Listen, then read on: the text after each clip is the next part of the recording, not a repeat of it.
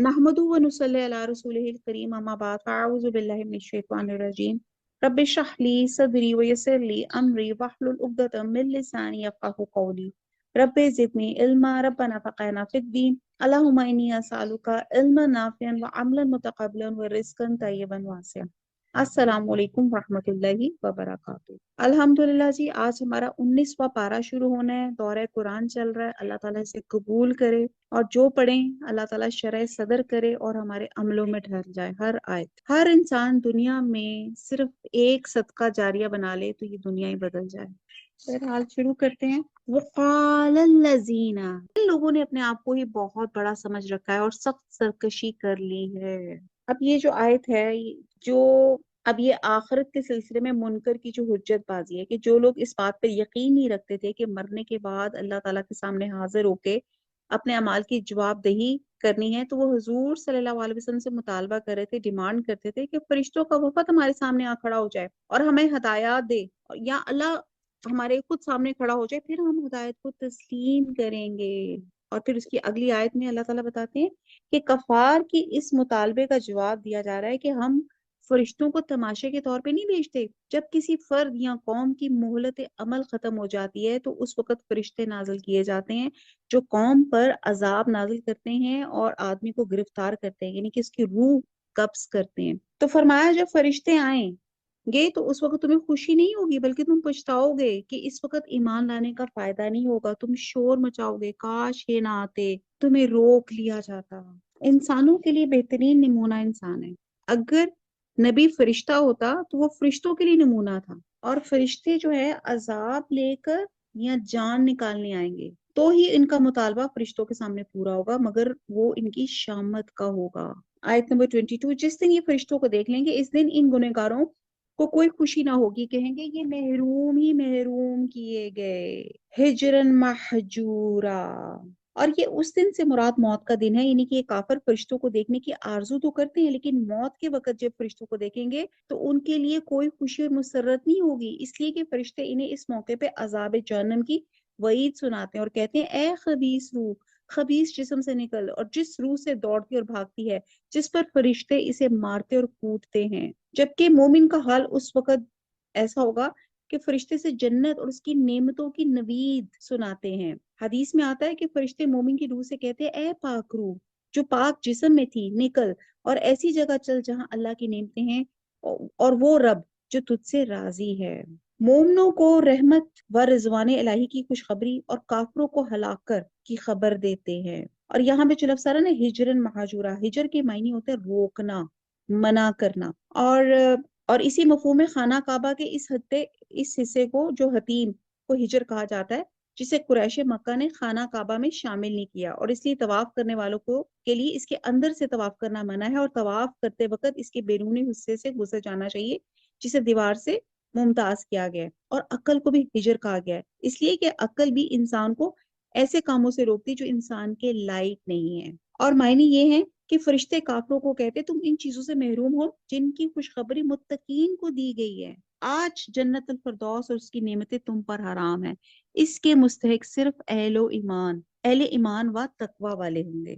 आयत नंबर 23, उन्होंने जो अमाल किए हमने उनकी तरफ से बढ़कर इन्हें परागंदा जर्रों की तरह कर दिया। हबा अम मंसूरा, हबा उन बारीक जरों को कहते हैं जो किसी सुराख से घर के अंदर दाखिल होते हैं, जैसे आपकी रे ऑफ लाइट नहीं होती जिसमें से आप देखते हैं कि डॉटेड डॉटेड से जर्रे होते हैं, अगर आप उसको हाथ में पकड़ना चाहें उन डस्ट पार्टिकल्स को तो आप पकड़ नहीं सकते। तो अल्लाह ताला कह रही है कि काफरों के अमल भी कियामत के दिन इन जर्रों की तरह बेहैसियत होंगे क्योंकि वो ईमान और अखलास से खाली होंगे। और यहाँ पे आप देखें कि काफरों के अमाल को जिस तरह अल्लाह सुब्हाना ताला ने बेहैसियत जर्रों हवा अब मंसूरा से कहा है, इसी तरह दूसरे मुकामात पे कहीं राख, कहीं सराब और कहीं चकने पत्थर से ताबीर किया है, और किसी जगह झाग भी कहा गया है कि इनके अमाल ऐसे होंगे। आयत नंबर 24, अलबत्ता इस दिन जन्नतियों का ठिकाना बेहतर होगा और ख्वाबगाह भी उम्दा होगी।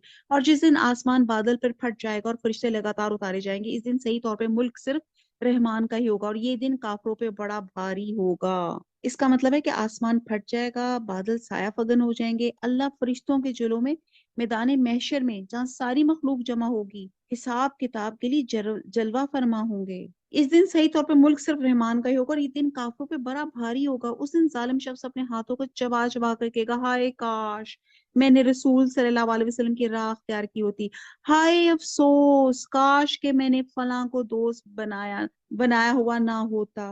اب یہ حسرت ہے۔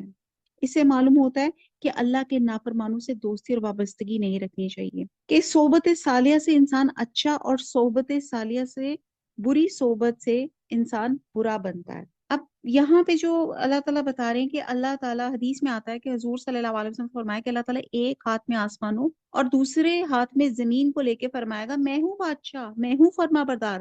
اب کہاں ہے وہ زمین کے بادشاہ، کہاں ہے وہ اغیار، کہاں ہے وہ منکر لوگ؟ اور قیامت کے دن سب سے بڑی حسرت کیا ہوگی؟ وہ دوستوں کو کوسے گا کہ ان کی وجہ سے وہ دین سے دور ہو گیا۔ یہاں پہ اتنی زبردست یہ آیت ہے، اور کہ یہ قیامت کا دن کو یوم الحسرت کہا گیا، حسرتوں کا دن، اور انسان اس پہ حسرت کرے گا۔ ایک تو یہ حسرت ہوگی کہ کاش اس نے حضور صلی اللہ علیہ وسلم کی بات مان لی ہوتی، ان کی اطاعت کر لی ہوتی۔ دوسری حسرت ہوگی، کاش میں نے فلاں شخص کو دوست نہ بنایا ہوتا۔ انسان اس بات پہ پریشانی کا اظہار کرے گا، اور یہ بھی کوئی حسرت کی بات ہے کہ انسان اپنی دوستی پہ نادم اور شرمندہ ہو؟ جی ہاں، دنیا میں انسان اپنے دوست ہی کے دین پر ہوتا ہے۔ نبی صلی اللہ علیہ وسلم نے بھی یہی بات بتائی کہ انسان اپنے دوست کے دین پہ ہوتا ہے۔ اس لیے ہمیں چیک کرنا چاہیے کہ ہم کن دوستوں کے ساتھ اٹھتے بیٹھتے ہیں، کیونکہ جو دوست، جس طرح کے دوست ہوتے ہیں وہی آپ کا مائنڈ سیٹ بن جاتا ہے۔ ہم کانشیسلی یا انکانشیسلی غیر محسوس طریقے سے اس انسان کے نقش قدم پہ چلنا شروع ہو جاتے ہیں۔ اب یہاں پہ پلیز اپنے بچوں کی بھی کمپنی چیک کر لیں، کن بچوں کے ساتھ آپ کے بچے اٹھتے بیٹھتے ہیں۔ یہاں پہ کہا جاتا ہے کہ اچھے دوست کو آپ صلی اللہ علیہ وسلم نے خوشبو بیچنے والے سے مثال دی ہے۔ جیسے خوشبو بیچنے والے کے پاس آپ بیٹھیں، چاہے آپ خوشبو خریدیں نہ خریدیں، وہ آپ کے جسم کو نہ بھی لگے، لیکن جب وہ بیچ رہا ہوگا تو خوشبو کی بوتل کھلے گی اور اس کی خوشبو آپ کو آئے گی۔ اور اس کے برعکس برے دوست کی مثال آپ صلی اللہ علیہ وسلم نے بھٹی جھونکنے والے کی دی ہے، کہ ایک شخص جو بھٹی جھونک رہا ہو، آگ جلا رہا ہو، دھواں نکل رہا ہو، اور اگر آپ اس کے پاس جا کے بیٹھیں، گپ شپ لگائیں، تو مسلسل دھواں آپ کے اوپر آئے گا، آپ کا منہ کالا کرے گا، آپ کے کپڑے کالا کرے گا۔ تو حقیقت یہ ہے کہ قیامت کے دن دوست دوستوں کے دشمن بن جائیں گے۔ متقیوں لوگوں کے سوا سب ایک دوسرے کے دشمن ہوں گے، سب ایک دوسرے کو بلیم کریں گے، ایک دوسرے کو کہیں گے کہ تم نے مجھے گمراہ کیا۔ آج ہم میں سے ہر ایک کو اس بات کے بارے میں فکر مند ہونا چاہیے کہ اس کی کمپنی کن کے ساتھ ہے، وہ کن لوگوں کے ساتھ اٹھتا بیٹھتا ہے۔ اس کی باتیں، اس کی سوچیں وہی ہو جاتی ہیں جو اس کے دوست کی سوچ ہوتی ہے۔ اس لیے اگر انسان دوستی کے بارے میں محتاط ہو جائے تو بہت سے مسائل حل ہو جائیں۔ ایک شخص نے لیلۃ القدر پائی اور اس نے صرف یہی دعا مانگی، یا اللہ مجھے اچھا دوست دے دے۔ تو لوگوں نے کہا، تم نے تو اپنا وقت ضائع کیا، موقع گوا دیا، اور تم نے کیا مانگا؟ یہ بھی کوئی مانگنے کی چیز ہے؟ تو اس نے کہا ہاں، اس لیے کہ انسان اپنے دوست کے دین پہ ہوتا ہے۔ اگر مجھے ایک نیک دوست مل جاتا اور ایک اچھے انسان کا ساتھ مل جاتا تو میرے لیے نیکی کے رستے پہ چلنا آسان ہو جائے گا، اور اگر نیکی کے رستے پہ میں چلوں گا تو میرا انجام بھی اللہ تعالیٰ جو ہے اچھا کر دے گا۔ اور کہتے ہیں کہ قیامت کے دن نہ صرف یہ کہ دنیا میں، بلکہ قیامت کے دن میں انسان انہی کے ساتھ اٹھایا جائے گا جن سے وہ محبت رکھتا ہے۔ اس لیے اچھے دوست نہ صرف دنیا میں فائدہ ہوتے ہیں بلکہ اللہ تعالیٰ کے قریب کرنے کے لیے، بلکہ آخرت میں بھی انسان کے لیے باعث سعادت بنتے ہیں۔ کاش کہ میں نے یہ دوست نہ بنایا ہوتا۔ کیوں؟ کیونکہ اس نے مجھے ذکر سے پھیر دیا، گمراہ کر دیا، بھٹکا دیا۔ اس نے مجھے رب کی بات نہ سننے دی، اللہ کی کتاب نہ پڑھنے دی، اللہ کی طرف نہ آنے دیا، اور اس کے بعد کہ وہ ذکر میرے پاس آ چکا تھا۔ تو بہرحال یہ بہت امپورٹنٹ چیز ہے کہ اپنے دوستوں کو پہنچانے، اور آپ دیکھیں کہ آپ جس طرح کی کمپنی میں ہوتے ہیں۔ میری ایک دوست ہے، وہ اس کو ہر وقت یہی چیز کی فکر رہتی ہے کہ سیلز لگ گئی اور فلانی ہوگی، آج پہلا دن گزر گیا اور میں نے سیل۔ آپ جس طرح کے لوگوں کے ساتھ بیٹھیں گے آپ کا مائنڈ سیٹ بالکل ویسے ہی بننا شروع ہو جائے گا۔ جو اگر کوئی فیشن کی بات کرے گا آپ فیشن کی بات سوچنا شروع ہو جائیں گے۔ اور اسی طرح نیک اور صالح دوست جب نماز کی، قرآن کی، نیکیوں کی بات کرے گا تو انسان کا بھی دل چاہے گا کہ میں بھی نیک کاموں میں انوالو ہوں۔ آیت نمبر 29، اس نے تو مجھے اس کے بعد گمراہ کر دیا، نصیحت میرے پاس آ پہنچی تھی، اور شیطان تو انسان کو وقت پہ دغا دینے والا ہے۔ رسول کہے گا، اے میرے پروردگار بے شک میری امت نے اس قرآن کو چھوڑ رکھا تھا. بہت افسوس سے لفظ کہنا پڑتا ہے. آج ہم نے بھی اس کو چھوڑا ہوا ہے. اور اسی طرح ہم نے ہر نبی کے دشمن بعد گنہگاروں کو بنا دیا. تیرا رب ہی ہدایت کرنے والا اور مدد کرنے والا کافی ہے. کافروں نے کہا اس پر قرآن سارے کا سارا ایک ساتھ ہی کیوں نہ اتارا گیا. اس طرح ہم نے تھوڑا تھوڑا کر کے اتارا کہ اس سے ہم آپ کا دل قوی رکھیں. ہم نے اسے ٹھہر ٹھہر کر ہی پڑھ کر سنایا. یہ آپ کے پاس جو کوئی مسئلہ ہے ہم اس کا سچا جواب اور عمدہ توجہ آپ کو دیں گے. جو لوگ اپنے منہ کے بل جہنم کی طرف جمع کیے جائیں گے وہی بدتر مکان والے اور گمراہ تر راستے والے ہیں. اب یہاں پہ بتایا جا رہا ہے کہ قرآن جو تھا اللہ تعالیٰ کے لیے بڑا آسان تھا. اکٹھے ہی اللہ تعالیٰ ریویل کر دیتے. لیکن یہاں پہ ریزنز بتائے گئے ہیں کہ اسی میں کہ اللہ تعالیٰ نے جو قرآن ہے آہستہ آہستہ اتارا. تو آپ یہ دیکھیں کہ اس کی ریزنز یہ بتائے جا رہے ہیں کہ قرآن آہستہ آہستہ اس لیے نازل کیا کہ اے محمد صلی اللہ علیہ وسلم نمبر 1 ہم آپ کے اچھی طرح ذہن نشین کرا سکیں. اس کا ایک ایک لفظ آپ کے ذہن نشین ہو جائے. نمبر 2 اس کے احکامات اور تعلیمات آپ کے حافظے میں محفوظ ہو جائیں.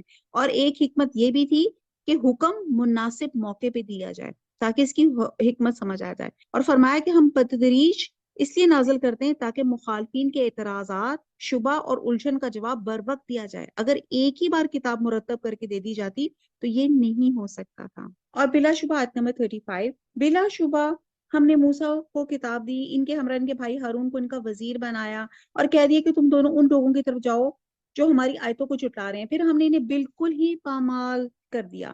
اور قوم نوح نے بھی جب رسولوں کو جھوٹا کہا تو ہم نے انہیں غرق کر دیا اور لوگوں کے لیے انہیں نشان عبرت بنا دیا. ہم نے ظالموں کے لیے دردناک عذاب مہیا کر رکھا ہے. اور عادیوں اور سمودیوں اور کوہ والوں اور ان کے درمیان بہت سی امتوں کو ہلاک کر دیا ہے. اور ہم نے ان کے سامنے مثالیں بیان کی پھر ہر ایک کو بالکل ہی تباہ و برباد کر دیا. یہ لوگ اس بستی کے پاس سے بھی آتے جاتے ہیں جن پہ بری طرح کی بارش برسائے گی. کیا پھر بھی اسے دیکھتے نہیں؟ حقیقت یہ ہے کہ انہیں مر کر جی اٹھنے کی امید ہی نہیں. اب یہ جو بستی یہاں سے مراد لی جا رہی ہے یہ بستیاں شام اور فلسطین کے راستے پہ آتی ہیں جن سے گزر کے اہل مکہ آتے جاتے تھے. اور کہا جا رہا ہے کہ ان تباہ شدہ بستیوں کو کھنڈرات دیکھنے کے باوجود بھی ہم عبرت حاصل نہیں کرتے. اللہ کی آیات اور اللہ کے رسول کی تکذیب سے باز نہیں آتے. آیت نمبر 41 اور تمہیں جب کبھی دیکھتے ہیں تو تم سے مسخرہ پن کرنے لگتے ہیں. کیا یہ وہی شخص ہے؟ کیا یہی وہ شخص ہے جنہیں اللہ تعالیٰ نے رسول بنا کے بھیجا؟ اور وہ تو کہیے کہ ہم اس پہ جمے رہے ورنہ انہوں نے تو ہمیں ہمارے معبود سے بہکا دینے میں کوئی کسر نہیں چھوڑی تھی. اور جب عذابوں کو دیکھیں گے تو انہیں صاف معلوم ہو جائے گا کہ پوری طرح راہ سے بھٹکا ہوا کون تھا. آپ یقین جانیں کہ عبرت بھی وہی حاصل کرتا ہے جس کو رب کے سامنے پیش ہونے کا یقین ہوتا ہے. آیت نمبر 43 بڑی زبردست آیت ہے. ہر اللہ کی آیت ہی زبردست ہے. آیت نمبر 43 میں اللہ سبحانہ تعالیٰ فرماتے ہیں کیا آپ نے اسے بھی دیکھا جو اپنی خواہش نفس کو اپنا معبود بنائے ہوئے ہے؟ کیا آپ اس کے ذمہ دار ہو سکتے ہیں؟ خواہش نفس کو معبود بنانا یعنی کہ جو چیز اس کو نفس کو اچھی لگی اسی کو اپنا دین اور مذہب بنا لیا. کیا ایسے شخص راہ یاب ہو سکتا ہے یا اللہ کے عذاب سے چھڑا سکتا ہے؟ اور کہتے ہیں کہ زمانے جاہلیت میں آدمی ایک عرصے تک سفید پتھر کی عبادت کرتا رہتا تھا. جب اسے اچھا پتھر نظر آتا تھا تو وہ پہلے پتھر کو چھوڑ کے دوسرے پتھر کی پوجا شروع کر دیتا تھا. مطلب یہ ہے کہ ایسے اشخاص جو عقل اور فہم سے اس طرح آ رہی ہیں اور محض خواہش نفس کو اپنا معبود بنائے ہوئے ہیں تو اے پیغمبر کیا تو ان کو ہدایت کے راستے پہ لگا سکتا ہے؟ اللہ کی مرضی اور دل کی مرضی آپ نے دیکھنا ہے کہ آپ کون سی مرضی کو اپنا رہے ہیں. حدیث کا مفہوم ہے اس آسمان کے نیچے اللہ کے سوا جتنے معبود پوجے جاتے ہیں اس میں سے بدترین معبود دل کا معبود ہے. اور آپ یہ دیکھیں کہ نفس کی خواہش کو معبود بنا لینے سے مراد ہے کہ اس کا کہنا ماننا اس کی بندگی کرنا جو جی میں آئے کرنا عقل سے کام نہ لینا یہ بھی حقیقت میں ایک شرک ہے جیسے بت کو پوجنا. جو شخص عقل سے کام نہ لے جو نفس کی خواہش ہو وہی کرے اس کو سیدھے راہ پہ لانا بڑا مشکل ہوتا ہے. قرآن کہتا ہے اگلی آیت میں کہ وہ جانوروں کی طرح بلکہ ان سے بھی گئے گزرے ہیں. ایسا شخص جو عقل سے کام لینے کے بجائے اپنے نفس کی خواہش پوری کرنے میں فکر میں لگا جائے تو اس کی اصلاح بھی ناممکن ہوتی ہے. ہر شخص اپنے نفس سے خود آگاہ ہے. وہ اپنی نفس کو دیکھتا ہے مصلحتوں کو نہیں دیکھتا. ایک شرک ہے جیسے بت پوجنا وغیرہ اور پھر ایک ہوتا ہے عقل کا اندھا ہو جانا. تو اب آپ یہ دیکھیں کہ نفس کہتا ہے نماز کا ٹائم ہے. نفس کہتا ہے سو جا روزہ لگ رہا ہے. کوئی بات نہیں تھوڑی دیر اور سو جا، لیٹ کر کے پڑھ لینا، قضا پڑھ لینا، 2 جماعتیں ملا کے پڑھ لینا، یا کوئی بات نہیں روزہ رکھا ہوا۔ اللہ کہتے ہیں جی نماز کو اس کے اول وقت میں ادا کرو۔ تو ہم نے کس کی مانی؟ اللہ کی مانی کہ آپ نے اپنی دل کی مانی؟ یعنی کہ آپ نے اللہ کو چھوڑ کے جب دل کی مانی تو آپ نے اپنے نفس کو معبود بنا لیا گیا اپنے آپ۔ پھر آپ کہتے ہیں کہ خواہش نفس کو اپنے الہ بنا لیا۔ جب کھانے پہ بیٹھتے ہیں یا پانی ہے یا سونے کا طریقہ ہے، اللہ کے رسول نے جو بتایا کہ کس طرح سو، کون سی دوائیں پڑھو، اور وہ شخص جو تمام کام الٹ کرتا ہے، اللہ کی مرضی کو اگنور کرتا ہے، دل کو الہ بنا لیتا ہے، حلال اور حرام، غیبت، حسد اپنی مرضی سے وہ کرتا ہے، جو اللہ نے بتایا اس بات کو پس پش ڈال دیتا ہے، تو پھر وہ کیا کر رہا ہے؟ اپنے دل کو معبود بنا لیتا ہے، جو سب سے بڑا یعنی کہ وہ بھی ایک شرک ہے۔ پھر آگے اللہ تعالیٰ اس سے بھی پیاری آیت اللہ تعالیٰ بتاتے ہیں، آیت نمبر 44، کیا آپ اسی خیال میں ہیں کہ ان میں سے اکثر سنتے ہیں سمجھتے ہیں وہ تو نرے چوپایوں جیسے ہیں، بلکہ ان سے بھی زیادہ بھٹکے ہوئے۔ جیسے چوپائے جس مقصد کے لیے پیدا کیے گئے اسے وہ سمجھتے ہیں، لیکن انسان جسے صرف ایک اللہ کی عبادت کے لیے پیدا کیا گیا تھا، وہ رسولوں کی یاد دہانی کے باوجود اللہ کے ساتھ شرک کرتا ہے اور کہیں اور اپنا ماتھا ٹھینکتا ہے۔ تو اس اعتبار سے یہ یقیناً چوپایوں سے بھی زیادہ بدتر اور گمراہ ہیں۔ ہم میں سے ہر ایک نے اپنا اپنا جائزہ لینا ہے، نیکی کا تصور، بھلائی کا تصور، ثواب کا تصور، پسند اور ناپسند کے تصور جو میں نے قائم رکھے ہیں کسی بھی چیز کے بارے میں، کیا وہ اللہ تعالیٰ کی مرضی کے عین مطابق ہے، یا وہ میری اپنے من گھڑت ہے، یا میری اپنی سوچ پہ مبنی ہے؟ تو یاد رکھیے اپنا ذہنی ڈھانچہ، اپنے خیالات، اپنی مرضی، یہ سب تو یہیں رہ جائیں گے۔ جب اللہ تعالیٰ کے پاس جائیں گے تو وہاں پہ صرف وہی عمل قبول ہوں گے جو اللہ کی مرضی کے مطابق ہوں گے، اس کی اطاعت اور فرما برداری کے مطابق ہوں گے، اللہ اور اس کے رسول کے مطابق ہوں گے۔ اسی طرح جو شخص بھی زندگی میں کسی خاص اندھی عقیدت کا شکار ہوتا ہے، اس کا یہی حال ہوتا ہے کہ نہ وہ سنتا ہے نہ وہ سمجھتا ہے، پھر وہ جانوروں کی سطح پہ زندگی گزارتا ہے، بلکہ اس سے بھی زیادہ راستہ گم کر بیٹھ دیتا ہے۔ اب آپ دیکھیں کہ آپ کی خواہش ہے، رمضان کا مہینہ ہے، ہر لمحہ قیمتی ہے، قرآن پڑھیں، دل کیا کہتا ہے؟ موبائل پہ ریلز دیکھ لو، کچھ نہ کچھ وقت ضائع کر لو۔ تو بہرحال، اور جیسے چوپایوں کو نہیں پتا چلتا کہ وہ ذبح کرنے لے کے جائے جا رہی ہیں یا ان کو کھانا کھلانے کے لیے جایا جا رہا ہے، تو آپ دیکھیں کہ ہمیں یہاں پہ کہا جا رہا ہے ہم چوپایوں سے بھی زیادہ بھٹکے ہوئے ہیں۔ آیت نمبر 45، کیا آپ نے نہیں دیکھا کہ آپ کے رب نے سائے کو کس طرح پھیلا دیا؟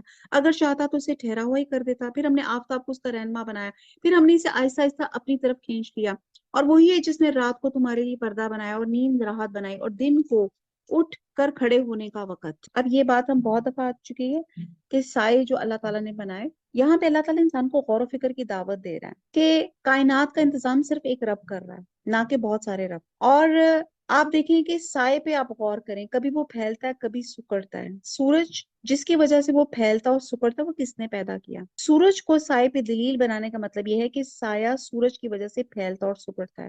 پھر فرمایا کہ رات کو غور کرو، رات کو جو تم سکون حاصل کرتے ہو اور دن کو تازہ دم ہو کے جھوٹتے ہو تاکہ کاروبار کر سکو، تو یہ رات اور دن اللہ تعالیٰ نے کس نے بنائی؟ بارش کے لیے ٹھنڈی ہوائیں کون چلاتا ہے؟ پاکیزہ پانی کون لاتا ہے؟ وہ ایک ہی مالک کائنات ہے جو سارے انتظامات کر رہا ہے، اور وہی ہے جو برائے رحمت سے پہلے خوشخبری دینے والی ہواؤں کو بھیجتا ہے۔ ہم آسمان سے پانی برساتے ہیں، اللہ تعالیٰ نے کلیئر کہہ دیا کہ اللہ برساتے ہیں۔ اچھا جی، کہتے کہ نیند موت کی بہن بھی ہے۔ دن کو انسان اس نیند سے بیدار ہو کے کاروبار اور تجارت کے لیے اٹھ کھڑا ہوتا ہے۔ حدیث میں آتا ہے کہ نبی صلی اللہ علیہ وسلم نے فرمایا کہ جب آپ صبح اٹھیں تو یہ دعا پڑھا کریں، الحمدللہ الذی احیانا بعد ما اماتنا وعلیہ النشور، کہ تمام تعریفیں اس اللہ کے لیے جس نے ہمیں مارنے کے بعد زندہ کیا اور اسی کی طرف اکٹھے ہونا ہے۔ اور اسی طرح سونے کی دعا بھی ہے، اللہم بسمی کا اموتو و احیا۔ تو آپ یہ دیکھیں، آپ ایک عام پریکٹس ہے، کیونکہ رمضان میں تو خاص طور پہ بچے جو ہیں سحری کے بعد جا کے سوتے ہیں اور پھر دیر تک سوئے رہتے ہیں، ظہر نکل گئی، عصر نکل گئی، بس وہ کہتے ہیں بس مغرب سے پہلے ماما جی مجھے اٹھا دیجیے گا۔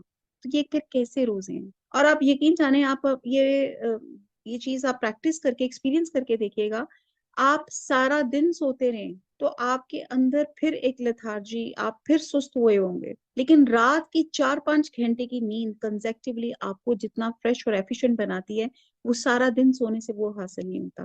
اور میڈیکلی بھی اگر دیکھا جائے تو اللہ سبحانہ تعالیٰ نے اپنے کچھ ہارمونز، کچھ انزائمز، اللہ تعالیٰ نے کچھ ایسے، اللہ تعالیٰ نے پورا سسٹم باڈی کا رکھا ہوا ہے کہ انسان جب رات 10-11 یا 9-10 کے بعد ایک ساؤنڈ سلیپ میں جاتا ہے تو اللہ تعالیٰ ان ہارمونز، ان انزائمز کو کہتے ہیں کہ وہ کام کرو، وہ باڈی کا ویئر اینڈ ٹیئر کرتے ہیں، آپ کی ریجوینیٹ، آپ کی سب چیزوں کو کرتے ہیں۔ اور لیکن آپ ان کو، ہارمونز کو، ان کو کام کرنے کا موقع ہی نہیں دیتے کیونکہ آپ رات جاگ رہے ہوتے ہیں۔ اور اسی وجہ سے اگر آپ دیکھا جائے تو اس وقت جو ہمارے اندر بیماریاں، جو بہت سے عجیب عجیب قسم کے مسئلے مسائل، اور ایک جو ہماری ہائپر ٹینشن اور بی پی اور بہت سے ایسے مسائل جو ہو رہے ہیں کیونکہ ہم نیچر سے ڈی ٹریک کر رہے ہیں، نیچر سے اپوزٹ چل رہے ہیں، راتوں کو ہم جاگ رہے ہوتے ہیں اور دن کو ہم سوئے پڑے ہوتے ہیں۔ پھر اللہ تعالیٰ کہتا ہے کہ یہ پانی بھی اللہ تعالیٰ اتارتے ہیں تاکہ اس کے ذریعے سے مردہ شہر کو زندہ کر دیں، اسے ہم اپنی مخلوقات میں سے بہت سے چھپائے اور انسانوں کو بلاتے ہیں، اور بے شک ہم نے ان کے درمیان میں طرح طرح سے بیان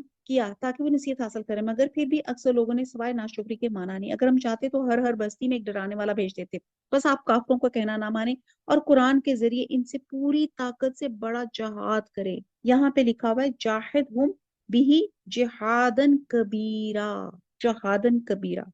جہادن کبیرہ ہوتا ہے اس قرآن کے ذریعے سے جہاد کریں۔ اللہ تعالیٰ نے ہر جگہ، ہر بستی میں ایک ایک پیغمبر بھیجا، اور قرآن کے ذریعے جہاد کبیرہ ہے۔ جہاد کیا ہوتا ہے؟ اسٹرگل، کوشش۔ کس بات کی کوشش؟ دین پہ چلنے کی کوشش۔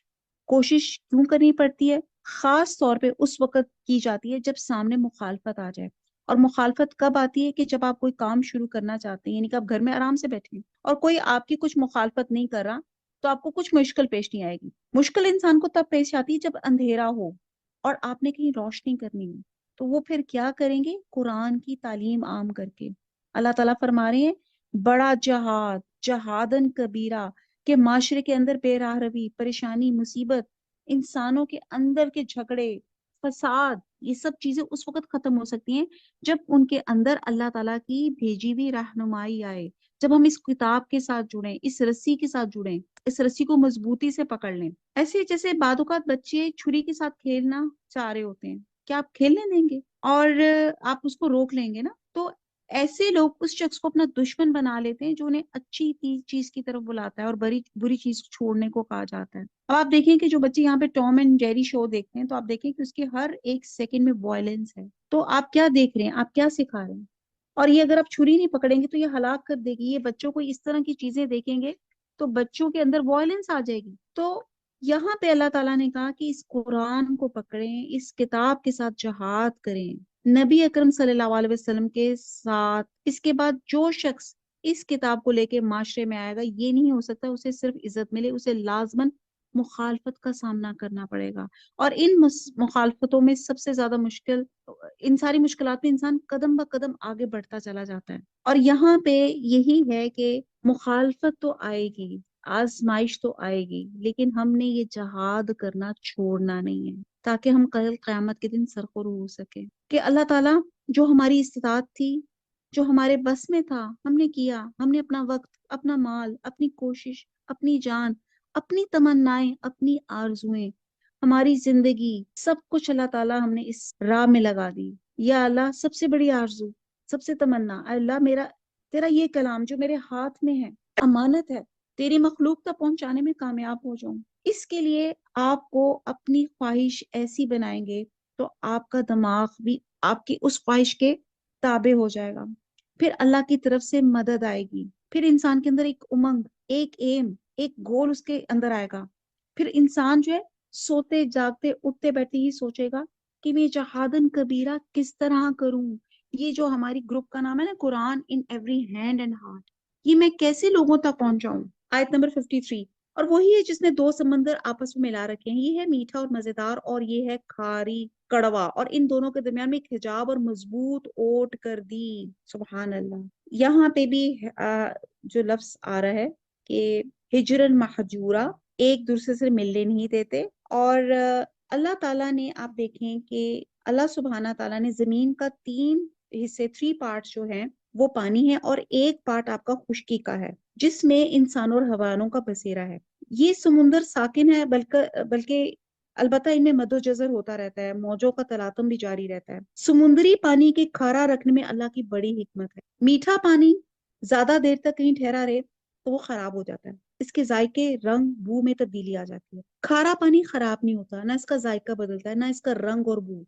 और अगर इन साकिन समुद्रों का पानी भी मीठा हो जाए तो इसमें बदबू पैदा हो जाए, जिससे इंसानों और हैवानों का जमीन में रहना मुश्किल हो जाए. और इसमें मरने वाले जानवरों की आप देखें कि 3% अगर पूरी दुनिया का 3 पार्ट्स अगर पानी है तो उसमें देखिए कितनी मरीन लाइफ होगी, और फिर कितने आबी मखलूकात इसमें रोज मर रही होंगी. और अगर इस समुंदर में हजारों जानवर मरते हैं और इसी में गल सड़ जाते हैं, लेकिन अल्लाह ताला ने इसमें इतनी जो मिनरल्स की मकदार रखी हुई है कि इससे पानी के अंदर जरा भी बदबू नहीं पैदा होती, और इससे उठने वाली हवाएं भी सही और इनका पानी भी पाक है, हता कि इनका मुर्दार भी हलाल है. कितनी जबरदस्त बात है कि जो खारा पानी है जब वो वेपोरेट होता है तो वो ड्रिंकेबल बन जाता है. कितनी खूबसूरत अल्लाह की कुदरत है. और फिर अल्लाह ताला बताते हैं कि ये मीठा और पानी, ये एक एक दफा हम आजाद कश्मीर में गए थे, संगम होटल पे हम लोगों ने कुछ स्टे किया था, तो वहां पे उनके ऊपर वो उन्होंने एक वो है डेक सा बनाया हुआ था, तो वहां पे हमने देखा, बिलीव मी, कि वहां पे खारा पानी, ये दोनों पानी चल रहे थे, दोनों का कलर भी मुख्तलिफ था और दोनों मिल भी नहीं रहे थे. आप एक्सपेरिमेंट करें, पानी का ग्लास लें, उसमें आप रूह अफ़ज़ा डालें या आप नमक डालें, आप उसको मिक्स करें, आप कर सकते हैं कि वो अलग अलग हो जाए. आप साइंसी हिसाब से वेपोरेट करें तो चलो शायद वो सॉल्ट बाकी रह जाए, लेकिन आप देखें कि आप गंदा पानी और साफ पानी को अलग अलग कर सकते हैं. तो ये अल्लाह ताला का बड़ा मौजज़ा है कि ये मीठा और मजेदार पानी और ये खारी, और ये दोनों के दरमियान में हजाब है और वो चल रही है. ये अल्लाह का बहुत बड़ा गौर व फिक्र की अल्लाह ताला दावत दे रहे हैं. अच्छा जी, अब इतनी जबरदस्त आयत हैं. अब अगली जो आयत है ना उसमें इन लॉज का जिक्र है, और आप देखिए कि इन लॉज बहुत इंपॉर्टेंट है. अगर इन लॉज ना हो तो आपकी प्रोगेनी, आपकी जनरेशन कैसे बढ़े. तो ये अल्लाह का बड़ी नवाजिश है कि आपके ससुराल वाले हैं. और आगे आयत नंबर 54, वो है जिसने पानी से इंसान को पैदा किया, फिर इसे नसब वाला और ससुराली रिश्तों रिश्तों वाला कर दिया. बिलाशुबा आपका परवरदिगार हर चीज पर कादिर है. ये वो आयत है जिसमें इन लॉज का मेंशन है. नसब से मुराद वो रिश्तेदारी हैं जो बाप या माँ की तरफ से होती हैं, और यहाँ पे जो लफ्ज सेहरन लिखा गया है, इससे मुराद वो कराबतदारी है जो शादी के बाद बीवी की तरफ से हो, जिसको हम अपनी जबान में ससुराली रिश्ते कहते हैं. और इन दोनों रिश्तेदारियों जो है सूरह निसा में भी आई हैं, और कहते हैं कि इनकी भी बहुत इज्जत और एहतराम करना चाहिए. और बहरहाल इस पे भी प्रॉपर एक लेक्चर है अगर हम बात करें कि अल्लाह ताला ने ये जो रिश्ते, अल्लाह ताला ने इतने खूबसूरत रिश्ते बना दिए हैं कि रब कायनात एक हकीर पानी से इंसान को पैदा किया, फिर इसकी नस्ल चलाने के लिए इसका जोड़ा पैदा किया, और इसी तरह इसके बेटे और पोते दिए, और बेटियों यानी कि इसी तरह नवासे नवासियां, और इसी तरह खानदान बनते हैं और तमद्दुन कायम हो जाता है. बिलाशुबा आपका परवरदिगार हर चीज पर कादिर है. ये अल्लाह को छोड़कर इनकी इबादत करते हैं जो ना तो इन्हें नफा दे सकते हैं ना कोई नुकसान पहुंचा सकते हैं, और काफिर तो है ही अपने रब के खिलाफ शैतान की मदद करने वाला. हमें आपको खुशखबरी और डर सुनाने वाला नबी बना के भेजा. कह दीजिए कि मैं कुरान के पहुंचाने पे तुमसे कोई बदला नहीं चाहता, मगर जो शख्स अपने रब की तरफ राह पकड़ना चाहे. इसे हमेशा जिंदा अल्लाह ताला पे तवक्कल करें, जिसे कभी मौत नहीं, इसकी तारीफ के साथ पाकीज़गी बयान करते रहें, और अपने बंदों के गुनाहों से काफी खबरदार है. वही है जिसने आसमान और जमीन और इनके दरमियान की सब चीजों को 6 दिन में पैदा किया, फिर अर्श पे मुस्तवी हुआ. वो रहमान है. आप इसके बारे में किसी खबरदार से पूछ लें. इनसे जब भी कहा जाता है रहमान को सजदा करो, तो जवाब देते हैं रहमान है क्या, क्या हम इसे सजदा करें जिसका हमें हुक्म दे रहा है. इस तबलीग ने इनकी नफरत में और इजाफा कर दिया. रहमान रहीम अल्लाह की सिफात अस्माए हुस्ना में से हैं, लेकिन अहले जाहिलियत अल्लाह को इनके नामों से नहीं पहचानते थे. जैसे कि सुलह हदैबिया के मौके पे जब हुजूर सल्लल्लाहु अलैहि वसल्लम ने मुआहदे के आगाज में बिस्मिल्लाहिर्रहमानिर्रहीम लिखवाया, तो मुशरिकीन मक्का ने कहा हम रहमान और रहीम को नहीं जानते. बिस्मिकल्लाहुम्मा लिखो. बाबरकत है वो जिसने आसमान में बुर्ज बनाए. बुर्ज, ये आपके 7 बड़े सियारे, या आप जिनके वो हैं, जैसे आपका ये विर्गो, लियो वगैरह सब आ जाता है, कैप्रिकॉर्न. इसमें आफताब बनाया और मुनव्वर महताब भी. उसी ने रात और दिन को एक दूसरे के पीछे आने जाने वाला बनाया, उस शख्स की नसीहत के लिए जो नसीहत करने या शुक्रगुजारी करने का इरादा रखता हो. अब यहाँ पे बुरूज से मुराद बड़े बड़े सितारे भी हैं. اور جس نے آسمان میں بڑے بڑے ستارے، سورج اور چاند بنائے، جس میں 12 برج بھی آ جاتے ہیں۔ آیت نمبر 60 نے جو ہے، اچھا جی، جی یہ آیت نمبر جو 63 سے آنورڈ ہے نا، یہ عباد الرحمان کی خصوصیات ہیں۔ یہ وہ خصوصیات ہیں جو اللہ تعالیٰ چاہتا ہے کہ ہم سب انسانوں کے اندر ہوں، امت محمدیہ کے اندر ہوں۔ ٹائم اجازت نہیں دیتا، بس دعا کرتے ہیں کہ اللہ تعالیٰ کی تمام خصوصیات جو ہیں بدرجہ اتم ہم سب کے اندر آ جائیں۔ اب ہم دیکھتے ہیں کہ رحمان کے بندے کون ہیں۔ آیت نمبر 63، رحمان کے سچے بندے وہ ہیں جو زمین پہ فروتنی کے ساتھ چلتے ہیں، اور جب بے علم لوگ ان سے باتیں کرنے لگتے ہیں تو وہ کہہ دیتے ہیں سلام ہو۔ یہاں پہ بتایا جا رہا ہے کہ اہل ایمان اہل جہالت سے الجھتے نہیں ہیں، اپنے ٹائم اور انرجی ضائع نہیں کرتے، بلکہ ان کو بلکہ ہدایت، ان کے لیے سلامتی کی دعا کرتے ہیں، اور جب اپنے رب کے سامنے سجدے اور قیام کرتے ہیں اور راتیں گزار دیتے ہیں، جو یہ دعا کرتی ہیں اے ہمارے پروردگار، دعا مانگتے ہیں اے ہمارے پروردگار ہم سے دوزخ کا عذاب پرے رکھ، آمین، کیونکہ اس کا عذاب چمٹ دینے والا ہے، بے شک وہ ٹھہرنے اور رہنے کے لحاظ سے بدترین جگہ ہے۔ اللہم اجرنا من النار، اللہم اجرنا من النار، اللہم اجرنا من النار۔ اور جو خرچ کرتے ہیں، بہت تفصیل ہے، بس یہ دیکھتے جائیں کہ اللہ تعالیٰ میں توفیق دے، ہم سجدے کریں، نمازوں کو خشوع و خضوع کے ساتھ پڑھیں، اور اللہ تعالیٰ نے جو عطا کیا اس میں سے انفاق فی سبیل اللہ کریں۔ حضرت عائشہ نے حضور صلی اللہ علیہ وسلم سے اس آیت کے بارے میں پوچھا کہ اس سے مراد وہ لوگ ہیں جو شراب پیتے اور چوری کرتے ہیں؟ تو آپ صلی اللہ علیہ وسلم نے فرمایا اے ابو بکر کی بیٹی، بلکہ یہ لوگ ہیں جو روزے رکھتے ہیں، نماز پڑھتے ہیں اور صدقہ کرتے ہیں، لیکن اس کے باوجود ڈرتے ہیں کہ کہیں ان کے اعمال نامقبول نہ ہو جائیں۔ تو اللہ تعالیٰ کی نافرمانی میں خرچ کرنا اسراف ہے، اور اللہ تعالیٰ کی اطاعت میں خرچ نہ کرنا بخیلی ہے، اور اللہ تعالیٰ کہہ رہے اعتدال سے خرچ کریں۔ آیت نمبر 67، اور جو خرچ کرتے وقت بھی نہ اسراف کرتے نہ بخیلی بلکہ ان دونوں کے درمیان معتدل راہ ہوتی ہے، اور اللہ کے ساتھ کسی دوسرے معبود کو نہیں پکارتے، شرک نہیں کرتے، اور کسی ایسے شخص کو جسے قتل کرنا اللہ تعالیٰ نے منع کیا ہے وہ بجز حق کے قتل نہیں کرتے۔ حق کے ساتھ قتل کرنے کی 3 صورتیں ہیں۔ اسلام کے بعد کوئی دوبارہ کفر اختیار کرے جسے مرتد کہا جاتا ہے، یا شادی شدہ ہو کے بدکاری کا ارتکاب کرے، یا کسی کوئی قتل کرے، تو ان تینوں صورتوں میں جو ہے قتل کیا جائے گا۔ اچھا، پھر آگے ہے کہ وہ زنا کے مرتکب نہیں ہوتے۔ حدیث میں ہے رسول صلی اللہ علیہ وسلم فرمایا سے سوال کیا گیا کہ کون سا گناہ سب سے بڑا ہے؟ آپ نے فرمایا یہ کہ تو اللہ کے ساتھ کسی کو شریک ٹھہرائے، درا حالانکہ اس نے تجھے پیدا کیا۔ اس نے کہا اس کے بعد کون سا گناہ ہے؟ فرمایا اپنی اولاد کو اس خوف سے قتل کرنا کہ وہ تیرے ساتھ کھائے گی۔ اس نے پوچھا پھر کون سا؟ آپ نے فرمایا یہ کہ تو اپنے پڑوسی کی بیوی سے زنا کرے۔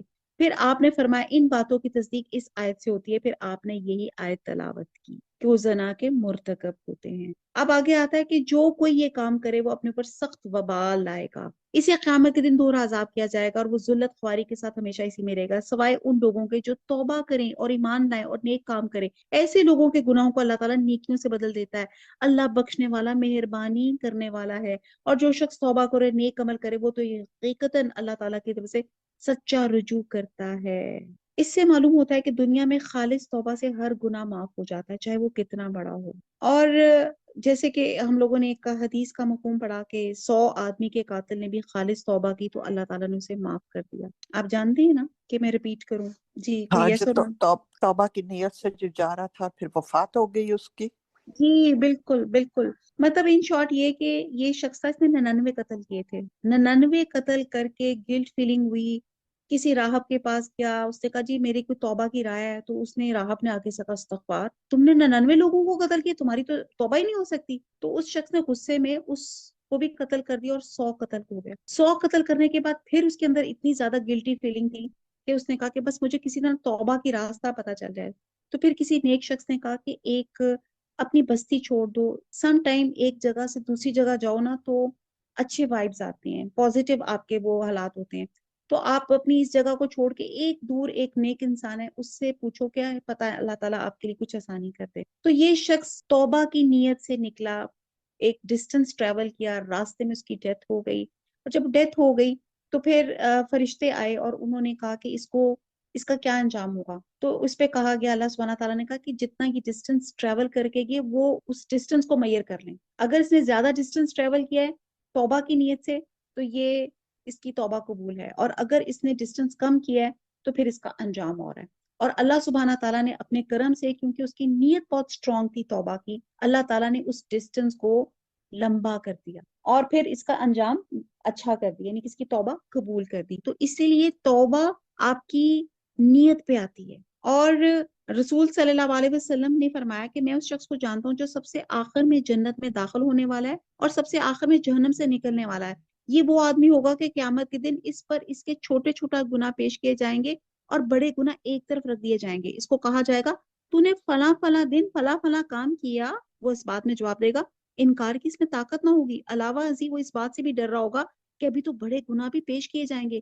اتنے میں سے کہا جائے گا جا، تیرے لیے ہر برائی کے بدلے ایک نیکی ہے۔ اللہ کی مہربانی دیکھ کے وہ کہے گا ابھی تو میرے بہت سے اعمال ایسے ہیں کہ میں نے یہاں نہیں دیکھ رہا۔ یہ بیان کر کے رسول صلی اللہ علیہ وسلم ہنس پڑے یہاں تک کہ آپ کے دانت ظاہر ہو گئے۔ تو یہاں پہ جو بات کی جا رہی ہے کہ آپ صدقے دل سے توبہ کریں، اس آیت کو وسیلہ بنا کے میں اور آپ سب مل کے اپنے گناہوں کو یاد کریں، آنکھوں میں آنسو لے کر آئیں۔ اللہ بہت گنہگار ہے، اللہ بہت گناہ کیے، اللہ آپ نے معاف نہیں کیا تو کہاں جائیں گے؟ اللہ آپ کے بندے، اللہ میں مانتی ہوں حقوق اللہ، حقوق البات میں بہت کمی ہے، بہت کوتاہی ہے، بہت ظلم کیا، اللہ میں نے اپنے اوپر ظلم کیا ہے، اللہ معاف کر دے۔ اور اللہ سے اس چیز کا تہیہ کریں صدقے دل سے، اللہ تعالیٰ میں اب ان گناہوں پہ اصرار نہیں کروں گا، تو انشاءاللہ تعالیٰ اللہ تعالیٰ ہماری اس توبہ کو توبہ نصوح بنا دیں گے، ایسی توبہ جو اللہ کے ہاں قبول ہو۔ اللہ ہم سب کی توبہ قبول فرما دے۔ آیت نمبر نیکسٹ 72، جو لوگ جھوٹی گواہی نہیں دیتے،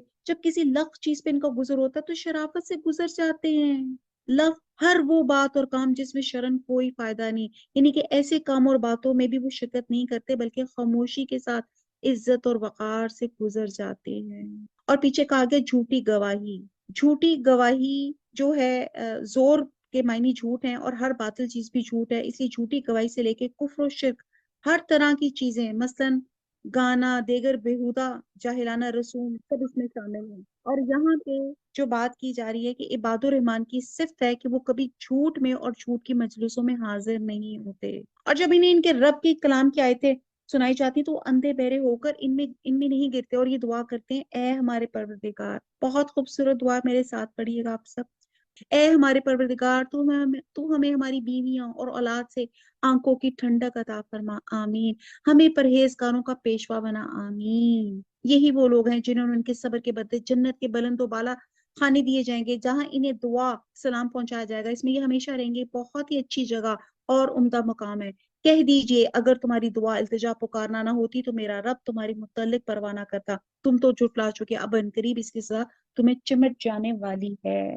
رحمان کے بندوں کو لغویات سے کوئی دلچسپی نہیں ہوتی، ان کی زندگی با مقصد زندگی ہوتی ہے۔ میں اس لیے تھوڑا سا لغویات پہ بات کریں کہ یہ جو آج کل رمضان میں خاص طور پہ جب ہم موبائل کھولتے ہیں اور گھنٹوں گھنٹوں اسی میں ہمارا ٹائم گزر جاتا ہے، تو آپ سوچیں کہ کتنے امپورٹنٹ لمحے آپ لغویات میں ضائع کر دیتے ہیں۔ تو برائے مہربانی پلیز اس مہینے خاص طور پر باقی مہینوں میں بھی احتیاط کریں، یہ سوشل میڈیا ان تمام چیزوں سے اپنے آپ کو ان سے اوائڈ کریں، اور جتنا ٹائم ملتا ہے اللہ کی تلاوت میں اور نیکیوں کی دوڑ میں سوچیں کہ میں کیسے نیک کام کیسے کر سکتا ہوں۔ سورہ شعراء، اعوذ باللہ من الشیطان الرجیم، بسم اللہ الرحمن الرحیم، طاسین میم، تلک آیات الکتاب المبین۔ طاسین میم حروف مقطعات ہے جن کا میننگ اللہ اور اس کے رسول صلی اللہ علیہ وسلم جانتے ہیں، یہ آیت روشن کتاب کی ہیں۔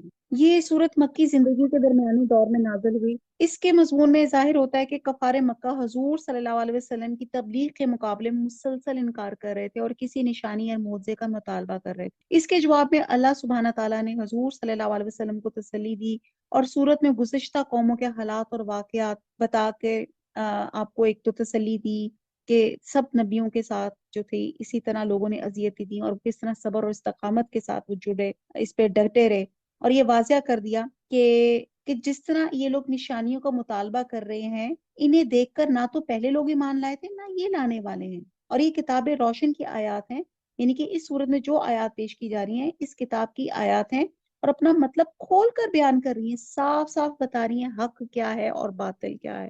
ان کے ایمان نہ لانے پہ شاید آپ تو اپنی جان کھو دیں گے، اگر ہم چاہتے تو ان پر آسمان سے کوئی ایسی نشانی اتارتے جس کے سامنے ان کی گردنیں خم ہو جاتی ہیں۔ ان کے پاس رحمان کی طرف سے جو بھی نئی نصیحت آئی یہ اسے روح گردانی کرنے والے بن گئے، اور ان لوگوں نے جھٹلایا ہے۔